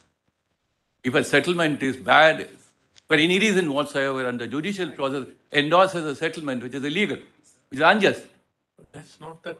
And therefore, let us not get. You can't traverse both the paths, Attorney. You said I- that you don't want to traverse the path of reopening the settlement, but that you want, for whatever reason you disclose, why in a curative petition, further amounts can be loaded on them. No, if this court, monetary compensation. right, sir. If this court, while affirming the settlement and this order, had said, well, we will not certainly reconsider this matter because the settlement in our understanding is based, whether in assumptions or not, any other legal procedure available will be open to the claimants and the Union of India to be pursued. The court has not said that we will do the review. We will do the review. It was not relegated to some other procedures of law. Then what fairness would have been then emanated if the court were to relegate parties, if in the event of a settlement being unsettled? The difficulty is, you say the procedure is, the fairness of procedure is not there, then you open a settlement. This is the whole problem. This is not some settlement which If the court only, in some sense, gave its imprimatur to the settlement, which was agreed to between the parties. Court did not say you take so much, you take so much. the court, That's not the court what given to you. there You is, negotiated the there settlement. is an element of court's intervention which made it possible. The court also applied its Every day mind. happens. The court Every also applied day its mind. We settle so many matters where we just push No, the parties let me on put the it like parties to come together. That's all. Let me try to understand. The court is now at a situation when to ask parties to go for a long trial procedure and then uncertainties in the principles of law, application, jurisdiction, We don't liability, even know, attorney, all we that. don't even know whether it's available or not. We are saying if you feel there is a procedure, that's your call. No, is If there you feel- therefore, I ask myself a question. Well, Lordship, put it to me like this. Say, well, the Union of India volunteered for a settlement. Then you are completely estopped, foreclosed from pursuing any process under the Act or the scheme which would have possibly opened up and shown the injustice of the basis of the settlement. And that will be a call on which I don't know whether the court would completely foreclose the Union of India. So the settlement breathes a lot of life into the need for bringing to a close at some point of time, at an immediate point of time, where people get some relief without waiting for the uncertainties of. Therefore, that's the essence of the entire settlement. Settlement cannot be that, look, we, in the claimants being in need of it, we are authorized to negotiate on their behalf. We have negotiated so that we can get the settlement now, so that we can challenge it later. No. How does that deal? No. I don't think. No, Your Lordship probably may not look like this. Did I bargain for a settlement on subject to certain conditions? No. The court says we know that our assumptions can be wrong. There's one difficulty. Yes, you're right. It does appear that there's a leeway given, crucial bearing on fundamental assumptions basic to the settlement. Now, in this settlement, there were fundamental assumptions. You may be right that the figures with regard to the deaths, etc., was stated there. There was also a calculation made with regard to the damages portion, the compensation portion. Now, if you unilaterally decide to change it, because somebody feels that it should be enhanced 26 years down the line, then can that be the fundamental basis for change of settlement? First, I'll try to answer that question. I'll try to answer that. Yes, the quantification of the compensation amount was clearly stated here. It doesn't take you 26, 27 years to redo or rethink about the compensation figure. I can understand the figure with regard to the deaths, etc., have undergone a change. That's understandable. That can change. There's no doubt about it. It can change. And we'll assume that the figures given by you as far as death is concerned. But the figures with regard to minor injuries. I'll explain. I will explain. Just one. I'll explain. The figures with regard to drastic injury. Somebody may say then we require examination. Look, what has happened? The minimum, I told you that from the website I could make out, the taxable income in that year was 15,000. I would have definitely looked at Yes, that angle. I've I would done have it, definitely yeah. looked at And even that in angle. 1999, the taxable income was 22,000. We So are- now look at the thing. From 50,000, you go to 5,27,000. Apparent, it's quite apparent that those were given the criteria adopted must The have been very 56 liberal. I just want to tell you, Lordship, what happened.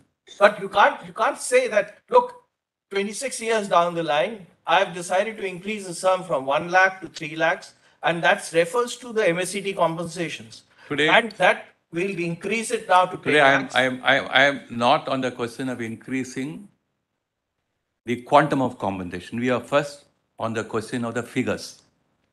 On the question of figures, and if through due process of law under the Act and the scheme, which this court sanctioned. But one thing is also very surprising. The occurrence is of 84. The compromise is in 89. Almost 5 years down the line.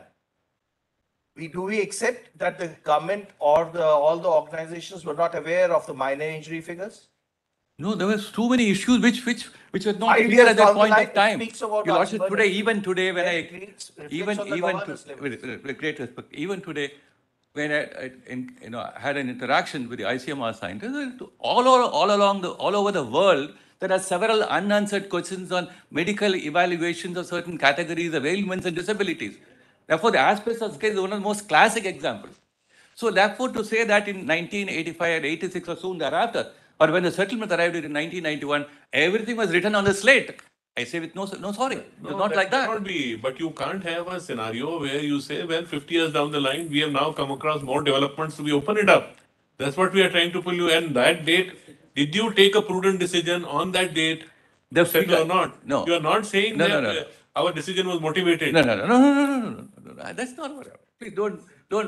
I'm saying so. It's not that. And the settlement was also for future litigation also coming up and future claims Everything is also taken coming care up. of. Now, let That's us what look the at it like settlement this. says. You need to The read order total- of 14th February and 15th February. There was And then a period before which persons who said they were suffered by reason of a gas leak were required to be registered.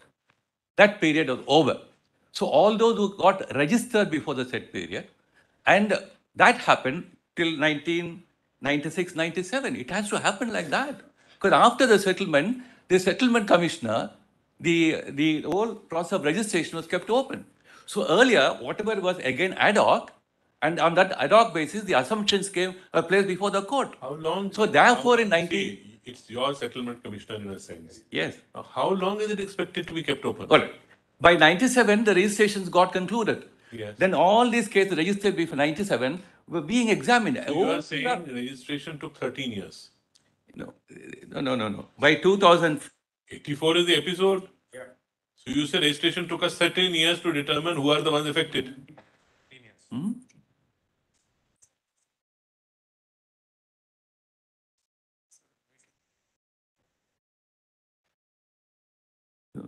this is not, what about the 10 lakh cases?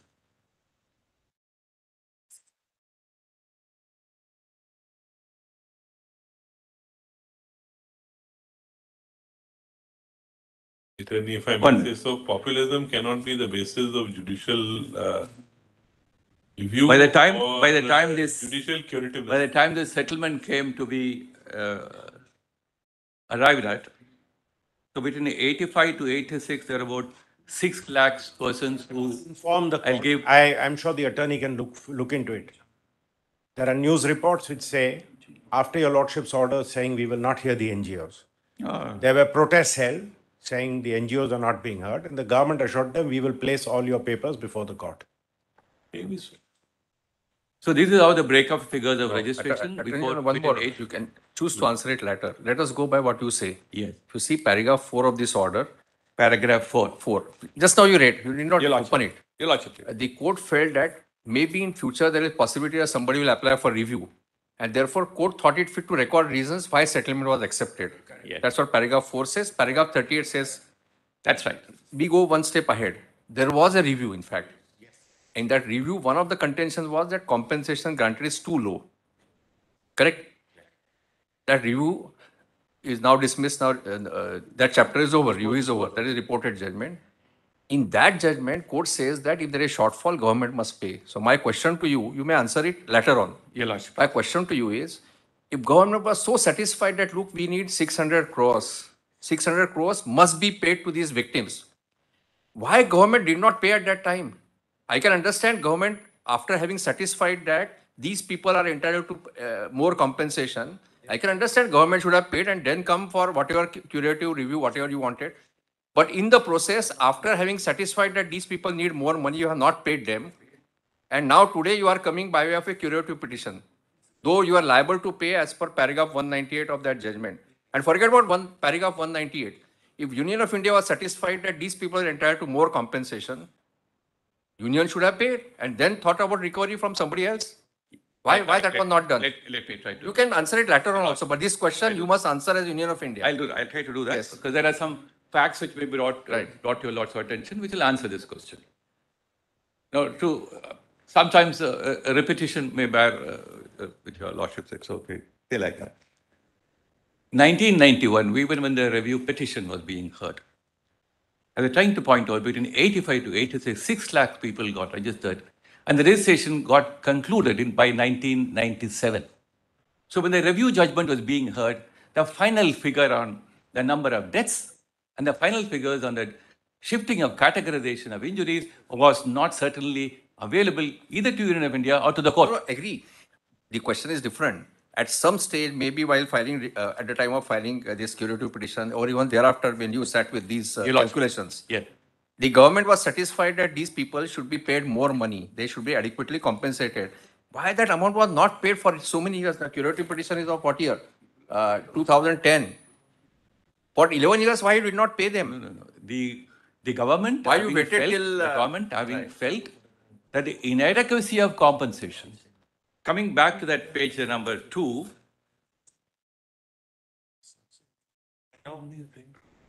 In fact, even with that 10 lakh compensation or 10 compensation for severely affected, it's not making any difference. The figure would have covered up that amount. Real difficulty is at 1,000 crores. That's right. Real difficulty is at 1,000 crores. Paid to 5,27,000. And if you're going to say for minor injuries, even after 10 years, you accepted the applications, it will be impossible for anybody to prove or anybody to say that he was injured or not. Minor injuries is. Then Either the settlement should have been, look, everybody in that affected area is traumatized. We will take the whole population into account and settle for a figure where everybody gets something. That's not the principle on which you settle. But ultimately, you have paid on that principle. You paid on the principle that everybody, in some way or the other, was affected. Let's not. Probably this doesn't give us the entire scenario. And you paid this 10 lakhs only 3,000 people, we take it. You did not pay to additional persons who are identified. 5,000. 5,000. Everybody was paid. Everybody was paid. They came back to Supreme Court and said, we've got 1,500 crores. What do we do? Your Lordship said, pay it all over again. So it was paid all over again. I am not saying so. The Welfare Commissioner's affidavit says so. At page 2622, my Lord Justice Oka's question is answered in page 2622. It says, it is further initially total 6,000 old cases were registered. Then they received so many and then they go 10 lakh cases were received, of which 574,376 were awarded, which is the same figure in the curative. An amount of 1,548 crores have been disbursed as main compensation. 1,500 was left as surplus. It is submitted while deciding so and so. The court directed to disburse 1,500 to the persons whose cases have been settled and the pro rata basis having due regard to the settled, unsettled and pending cases. So the said amount has been disbursed. I am not able to understand twice how over. Yes. this payments over a period of time. So, It and was like this. your lordship, one Let second. us Your not- lordship is told, Let us not, it has been brought out that the claimants have been paid compensation twice. Initially, the original amount and again an equal amount of pro rata due to augmentation of the money in the settlement fund with right, the that's RBI. right. This is the government's affidavit to your Of course lordship. it is. No, I'm not actually, silent from that. let us Of be course very, it is. very clear about it. This curative petition is for recovery of the amount which you have already paid, or this figure also includes the amount which you want the claimants to receive. We want the claimants to receive. So it's only recovery plus additional amount which is payable. That's right. Which you have Because the not number- paid, Because the whole number has undergone. which you have not paid so far. So you kindly look at, we have paid an 1.5, what is that?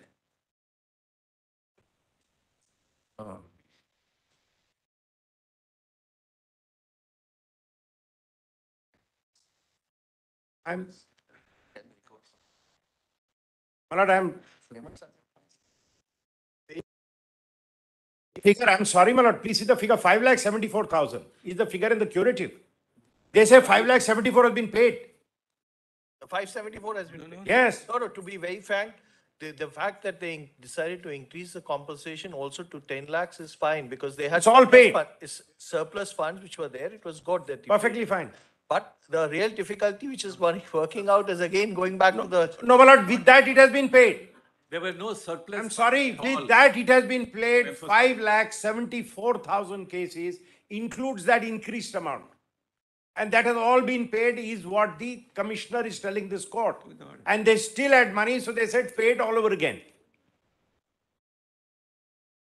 See, people got less. Case between in please claim let us one, not- nothing is Let us paid. not fudge the figures. People got over 1 to 3 lakhs. Court said, no, you must pay more. And then therefore on a proper calculation, because the amount of earning interest. So on a settlement of all those figures, I'm sorry. 3,000, so and so, so Let's and Pay so. more, or because figures were, more funds were available, so you said that you don't have to create something else out of it to disburse the additional amount. You will also kindly come back to the, My lord, my lord, kindly Justice come back to Khanna's paragraph question. 22. My lord, Justice Khanna's question, my lord, the charity, the welfare commissioner says 5,21,333 cases were awarded minimum compensation of 25,000 in the general category. That's your minor injury. That's 25,000. Yes. 20,000. 25,000 per head paid, and then 25 paid again.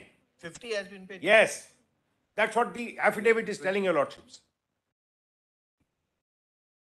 And 10 lakhs has been paid to the case. Yes, my lord, everything. That's because when the claimants came here, See, there was some delay in payment, so obviously the figures given do not account for Please- that interest. correct. Please come back to paragraph When 22. the and claimants 24. came here, this is I- the counter filed by the government. Let's first get some of the basics clear. Kindly come back to para 22 and 24. Of Again, the same order. Page 54, paras 22 and 24. Of second May order? Fourth May.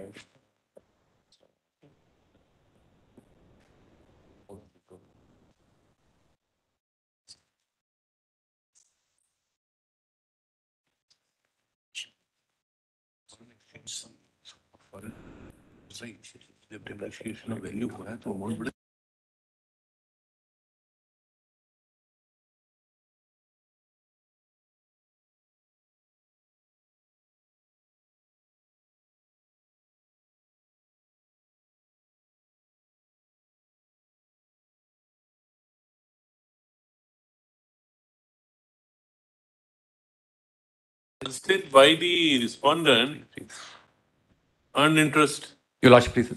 amount deposited by the respondent. We earned paid interest. when the dollar was 18. I'm coming to both the factors. By the time it was disbursed, dollar had become 40. The exchange rate changed. So actually, what was deposited in dollars, because they were lying on the Converted into RBI foreign exchange account, the actual capacity to disburse in Indian rupees must have gone up 2-3 times. What was, it was about 3,500 crores in rupees. When did the dispersal start? But if your lordship look at the actual disbursement is what we're talking about. In the actual disbursement, even though in page 2 of our statement, the average amount for a person debt category would be 2,33,000. But in your lordship's direction at paragraph 22 at page 54 talks about it should range from 1 to 3 lakhs. Nobody ever got that money. Therefore, when the nobody ever got that money. No, just when did the actual disbursement start? 92. 92 onwards, right. the dispersals was taken. After the settlement. After 92 onward, dispersals was Yes, taken. yes. Okay. Now, the money which was deposited was in Indian rupees, partially in foreign exchange. And then it was kept with the RBI and you could withdraw the money. So in case there was any interest accruing or any increased depreciation in value of the Indian rupee would have accrued to the benefit. So do you have the data with regard to the quantum of funds which were dispersed from time to time? Okay, let me put it slightly different from what my brother put it. How much is the amount from time to time which the RBI has released to you in Indian rupees? Between 1992 to 2004,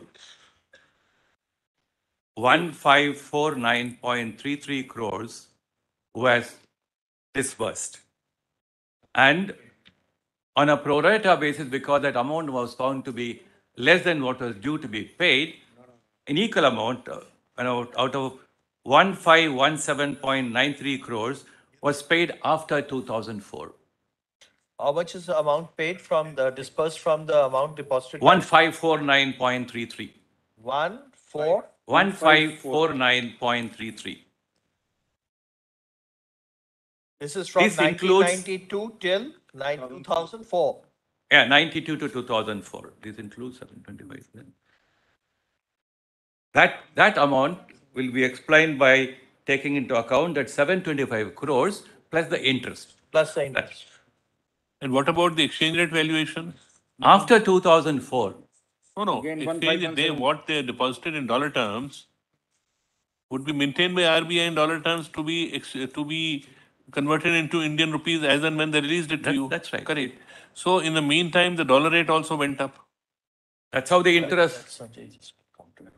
That's why the interest portion. No, are you only counting interest of LIBOR or are you counting the exchange rate also? I wanted to know. Both.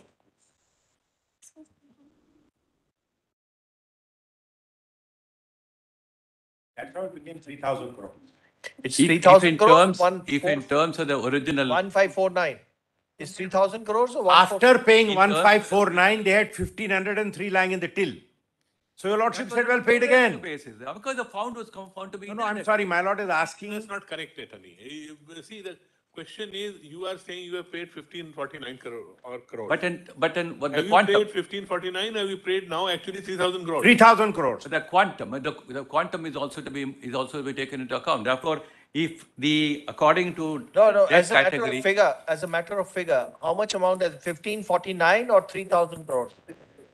My lord, that one page will answer everything, 2622, if your lordship just sees. 2622 of? Yes.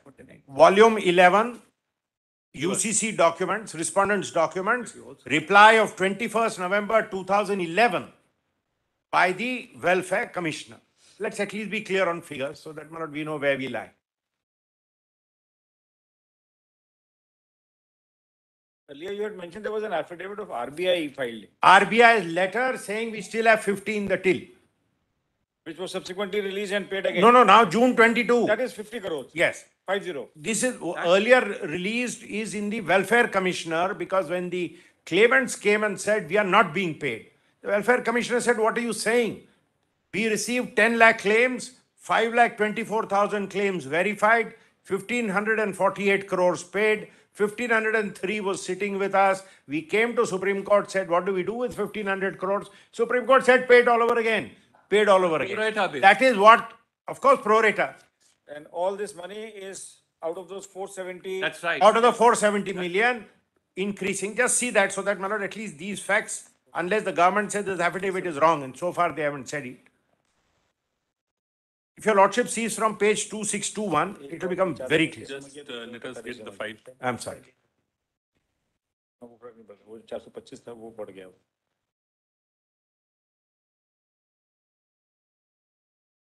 Yes, it is a thin file. Yes.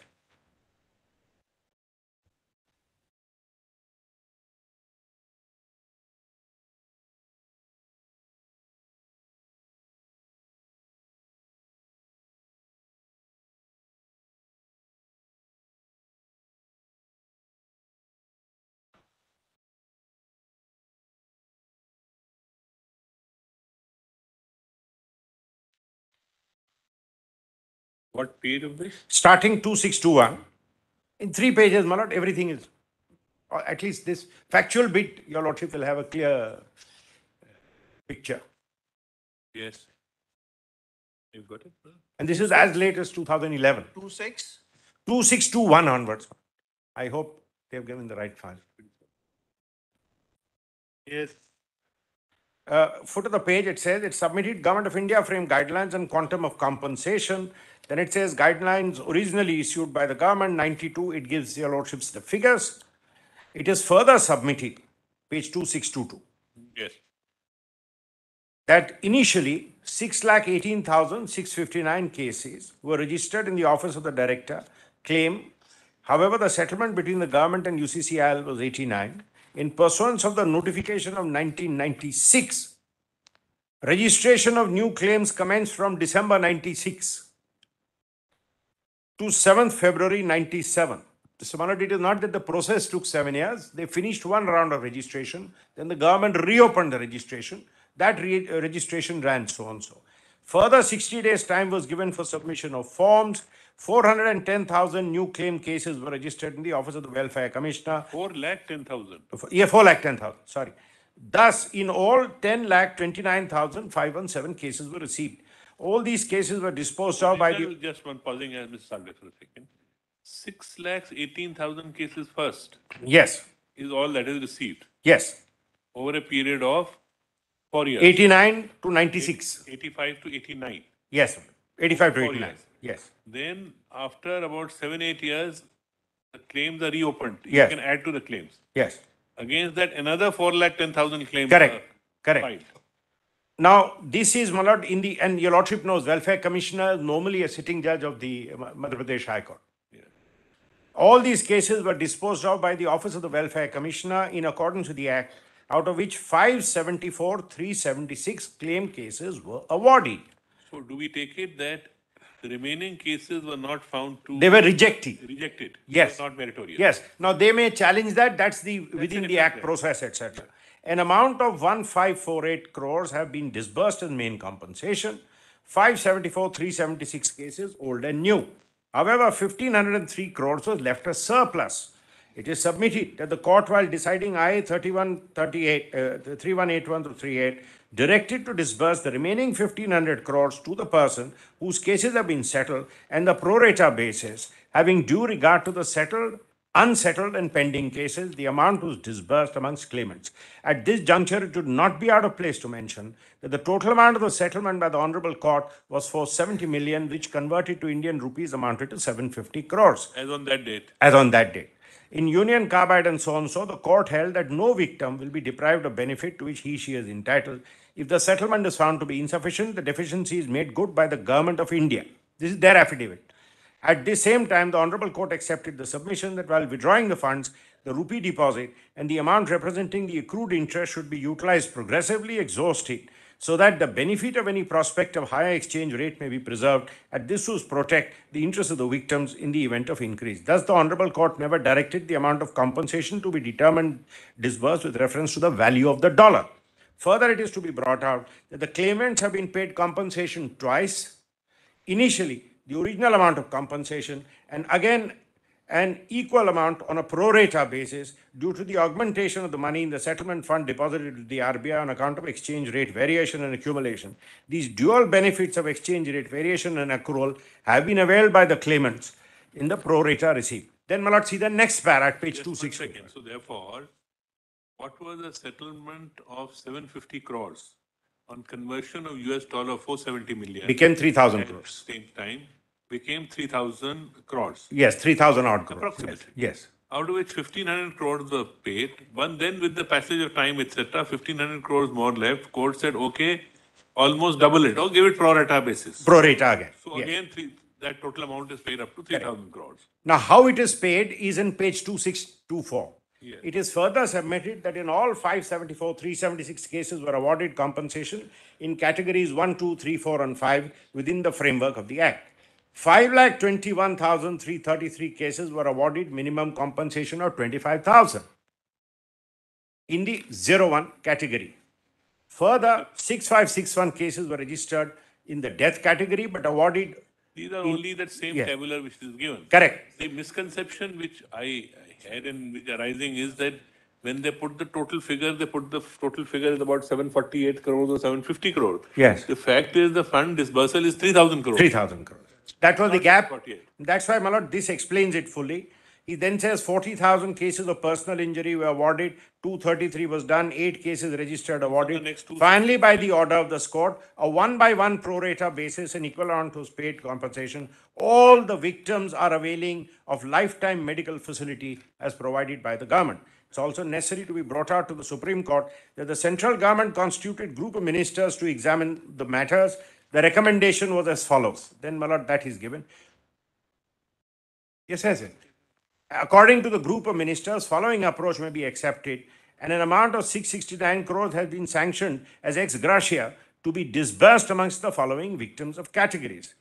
Now, in this, they have given the total number and said the total number of cases registered in death were 22,000, of which only 5,295 cases were proved as death during the adjudication and hence awarded accordingly. 608 cases were totally rejected as these claimants failed to prove their presence in the gas-affected area at the time of the gas disaster. And the remaining 10,000 cases could not be proved as death cases due to exposure of MIC and awarded injury under 01. 10,047 cases under death which were awarded as injury after adjudication consists of 1,703 under permanent disability and 1,783 under temporary disability, for which the group of ministers has recommended grant of ex gratia at the rate approved for these categories. It is pertinent to mention here that the figures of categories mentioned in para 9 of ex gratia may be varied slightly as the claimants agreed by the lower authorities may approach appellate authority, etc. They have also recommended ex gratia at 5 lakhs of 42,000 cases. In addition, 582 crores has been released to the government of Madhya Pradesh for providing amenities like medical, economic, social rehabilitation, etc., etc. And then, my lord, he deals fully with the various numbers. Now, if the government of India says, look, this all is paid, but we want to pay something more ex gratia, of course you may. But you can't then say that the original settlement was that.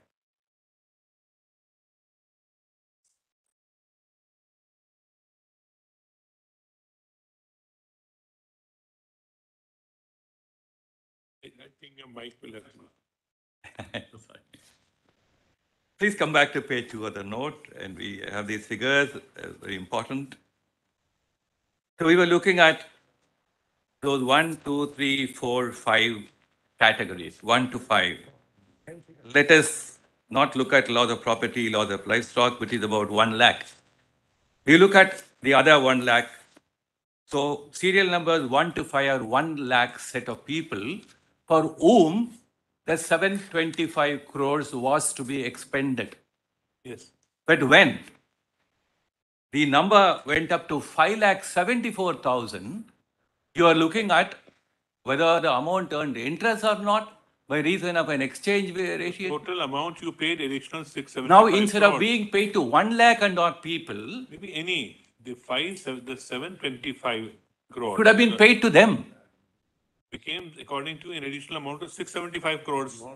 Became due. I'm coming to 675 a little late. I'm talking about this 725 was due and payable to 1 lakh and odd set of people. I'm not talking about the laws of property, laws of livestock.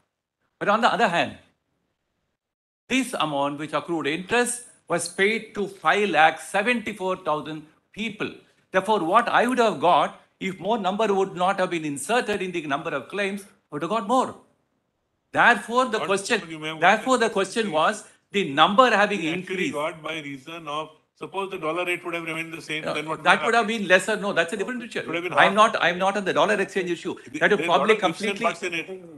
Ifs and buts can't do so. So No, you that would be actually got the completely fact alien that to it. You No, got I am 3,000 not- crores. I am Fact not that on you the- got 3,000 crores. Kindly by bear with reason me, sir. of The interest which the amount through LIBOR rates got in the RBI actually, and with the, and larger part would be actually less of interest, more of the exchange rate. Everybody- Which arose. If they- By fortuitous circumstance, instead of the exchange rate fluctuations, If the, what was available was The exchange- 3,000 crores. the exchange rate would have made a difference only in the depression of the ultimate quantum. That's about all. I'm not looking at the exchange rate. That's not probably relevant at all here. That's only for the purpose of knowing how much was People would have actually got dispersed. That's about people all. would have always got in Indian rupees. Compensation was not being determined in dollars. Certainly. Kindly look at from this Therefore, point. when you say that people would have got 725 crores and 675 crore more has been spent by us because the numbers increased, other things increased, other factors came in, it still takes you to about less than 1,500 crores. That's why you satisfied the claim of everybody. No, What your when affidavit, the in- commissioner's affidavit no, says. let me have you a small satisfied explanation. the claim of everybody in about 1,500 crores, but with passage of time and other things, That perhaps the require a purpose little. fails. Let's deal with the remaining amount. What is to be done? I'll correct, little It's not a profit clarification. earning enterprise. Come back so to page. give double the amount almost, or pro rata basis which was given. Please come back to page 2625, the little clarification, so that we have this basis clear. In 265, the affidavit read out, in 2010, the new ailments which came to be, found out. So the renal kindly see the figure.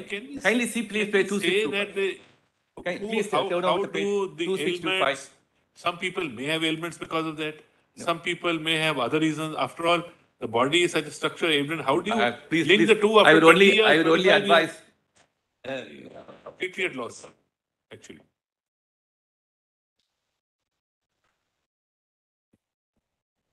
In para 9 at page 2624 and at page 2625. Table is made very conveniently by your department.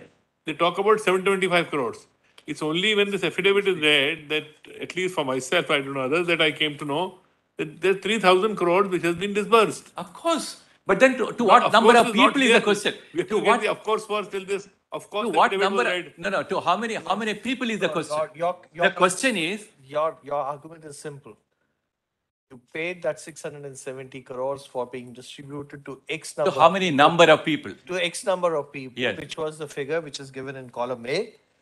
Now, whether because it was distributed late or for whatever reason there was exchange rate fluctuation, that should be all discounted and taken as distribution to 5,74,000.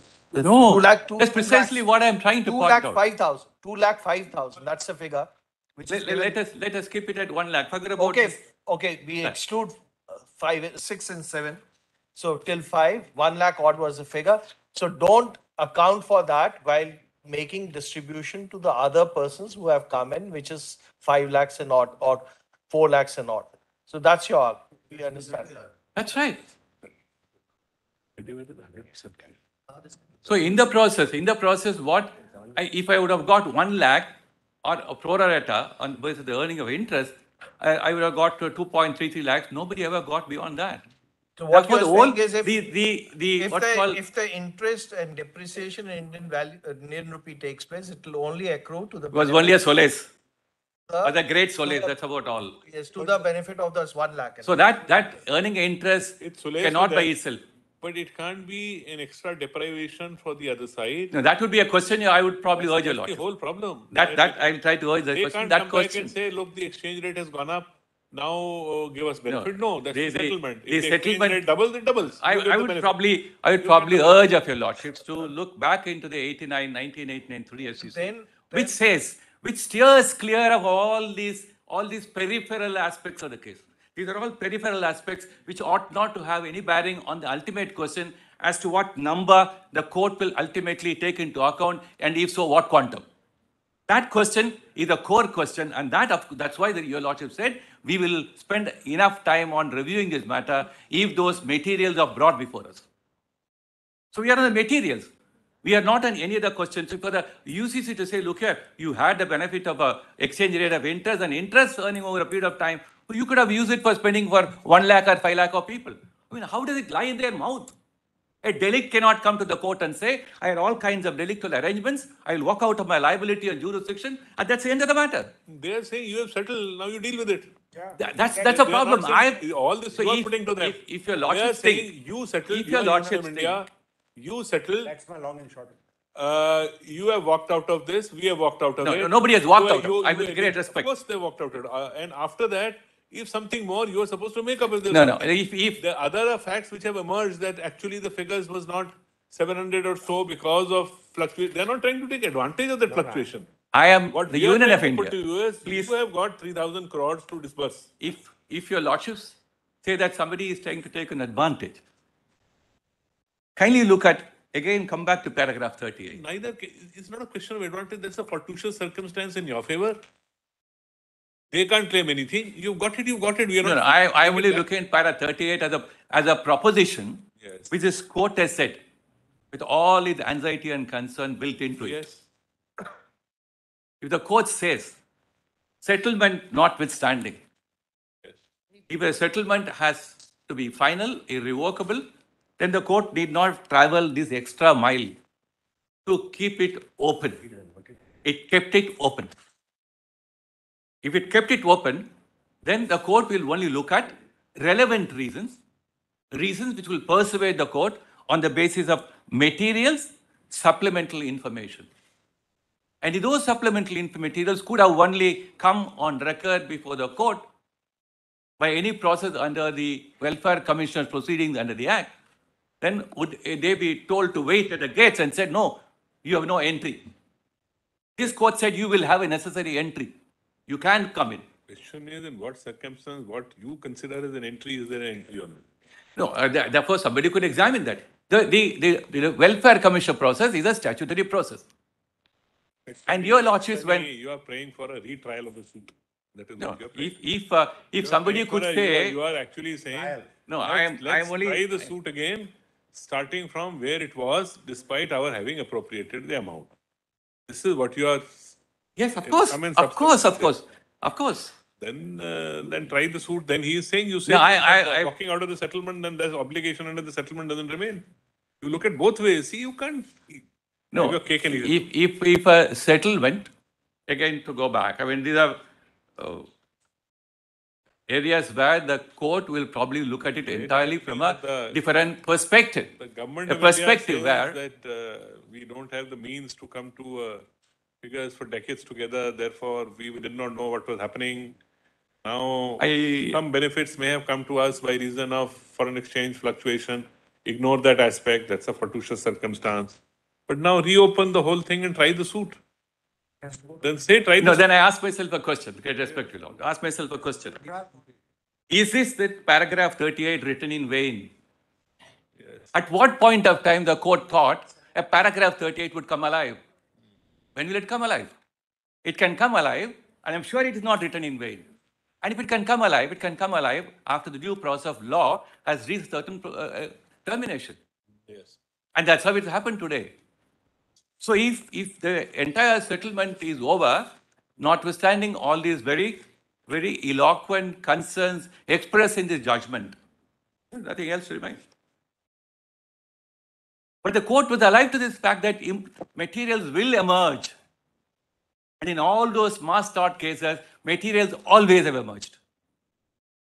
And if the court were to say 25 years, 26 years have been consumed, and therefore somebody can be relieved of the wrongdoing. The wrongdoing is a wrongdoing, negligence once, negligence always. A wrongdoing always. You cannot say my wrongdoing is vanished because I'll be relieved of the liabilities because of the process of law and the consumption and the time which has elapsed over a period of time. You can reopen after 100 years a settlement saying that They say it all depends. Your lords will draw lines it is from that. happening 39 years, hence you are saying open this everything. There are cases I'll show how when they reopen. I'll be able to show them.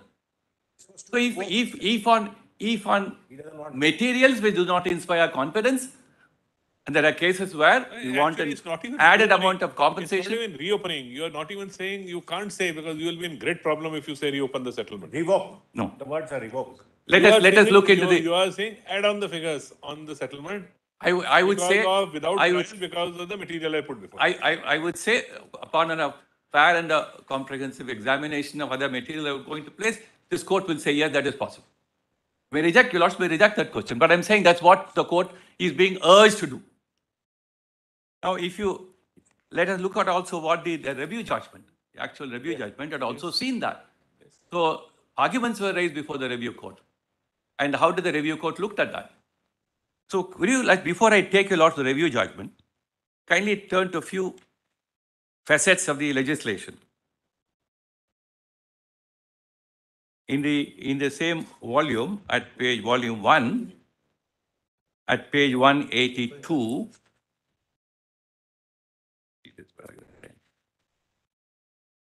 Yes. Now, where are you? section 10, Where are you taking us? volume 1 of the same compilation, Yes. respondent's compilation, the same volume. Okay. Which page? Page 182, section 10, clause.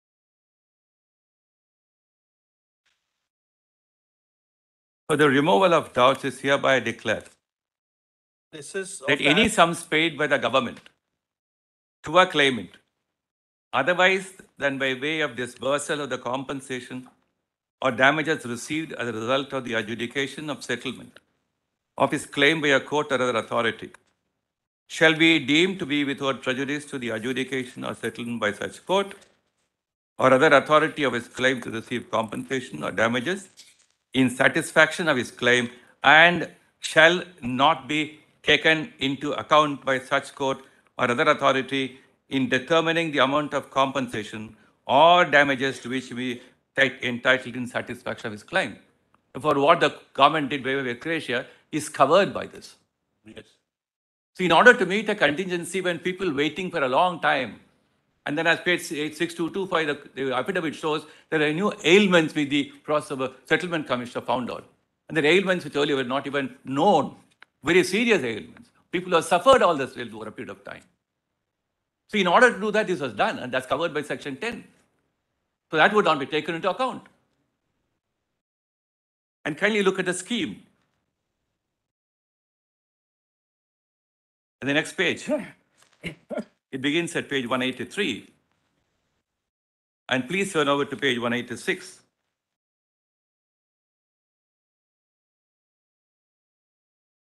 Categorization and registration of claims. The scheme is a part of delegated legislation, or it was a part of the original enactment? It's It's a part of delegated legislation? Section 9 provides for a scheme. So 186, paragraph 5 of the scheme, on receipt of a claim under paragraph 4 of the scheme, the Deputy Commissioner shall, subject to the provisions of subparagraph 3 and subparagraph 4, the claim appropriate category under subparagraph 2, and thereafter register the claim. The claims received for registration shall be placed under the following categories, namely, death, total disablement resulting in permanent disability to earn livelihood, permanent partial disablement affecting the overall capacity to earn livelihood, temporary partial disablement resulting in reduced capacity to earn livelihood, injury of utmost severity, then minor injury, then temporary dislocation of means of livelihood, claims of the government, authorities under the control of the government, local authorities and institutions for expenses incurred in providing relief, aid and rehabilitation to the person affected by the Bhopal gas leak disaster, administration expenses incurred by the central government, government of Madhya Pradesh, local authorities to cope up with the Bhopal gas leak disaster, including all local and administrative expenses attributable related to the disaster. Then claims relating to loss of revenue to the government authorities, they were under the control of the government or local authorities. The next, claims on account of damage to fauna. And little later, K, claims on account of damage to environment, including pollution of soil, flora, fauna, and water system. Claims relating to loss and destruction of property. And N, claims in respect of injury that are likely to be suffered on account of the Bhopal gas leak disaster. Therefore, it was even the scheme envisaged. There was certain disease were likely to be suffered. How do we look at that? So the statute provided for an avenue That's why Justice Mukherjee, in his judgment on the constitutional validity, he says, look here, a post-judicial opportunity would have been proper. But to settle, to undo the settlement now, because settlement has been gone into, so what possible, results can flow from that? I'll take your lordship to the judgment. Therefore, the scheme and the act envisaged at that point of time a scene which unfolded over a period of time. It's not as if, for instance, in the case of a wrongful injury, a wrong is caused and the injury is immediately perceived. So both the wrong and the injury come to an end immediately. We are not on those categories of cases. So an unfolding over a period of time of what may happen by reason of a gas leak. And that's why documents are placed to show the confidentiality that are maintained about the nature of the gas leak and the impact of the gas leak. A mere contact can cause a difference. Therefore, an unfolding over a period of time is what is implicit in the scheme of the act and the scheme. So can therefore somebody say, look here, the scheme had a tardy, process, and then did not do it efficiently and come to an end as early as possible. Therefore, a delegate can come and say, I find some refuge in your delay and lapses. I find it very difficult as a proposition of somebody to say, yes, I've committed a wrong, but there are some wrongs at your end in computing the compensation and in computing the number of persons who are entitled to, because as far as I am concerned, the settlement is the final word on the subject. I am not concerned about what's happening under the settlement process. So for the settlement process, you have so many issues, that's your headache. I wonder whether settlement process. That's precisely what they're trying to say. Settlement process is yours. You devise it to the best of your ability in trying to settle the claims of people. You have a corpus for money. Questions, can you? And what has been troubling us throughout is in a curative petition, you want some amount which you perceive by your figures to be there, you burden them with this amount. That's the curative relief. Without in any way challenging the settlement which is taking place. It is a valid settlement. You also know otherwise these monies would not have come to you. Now you feel that some more money can be got from them if you can get them. You say, get it and help us disperse this amount. No, probably your lordship would like to go back at that point of time when the whole scene with Agog with a lot of concern about how do we do immediate justice. I mean, I have appeared for some of the parties and sometimes for Union of India in different capacities. I fairly have an idea of what happened. Sometimes when you settle, it's like sometimes settlement of an amount in any other proceedings also which arise. People weigh that should we settle now, should we carry on litigation? This is of course a little different thing because of the nature of this. Your lordship, right. You weigh and then you, on the basis of what you weigh, you agree at a settlement. The sanctity of a settlement otherwise goes away. What's the signal we send that even if a government of India settles something, it will open tomorrow? Please look at a larger ramification. I understand all that. I quite see that. I'm alive to all those dimensions of what I'm trying to. More separate yet unipolar world in terms of trade and commerce. You say, well, even if you settle with us, it's not the end of the line. Well, tomorrow, if you like it, we can open anything. That's what is happening. May I continue tomorrow? Okay, tomorrow.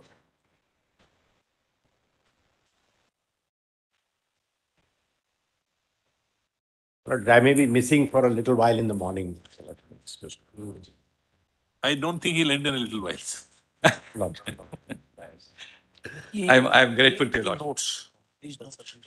Hello ये 21 number की आज जो listing file थी ना उसमें रख दीजिएगा 21 की हमारे यहाँ का की गई 21 नंबर की जो फाइल है 3 जजेस वाली बेंच उसका कागज है ये सब चीजें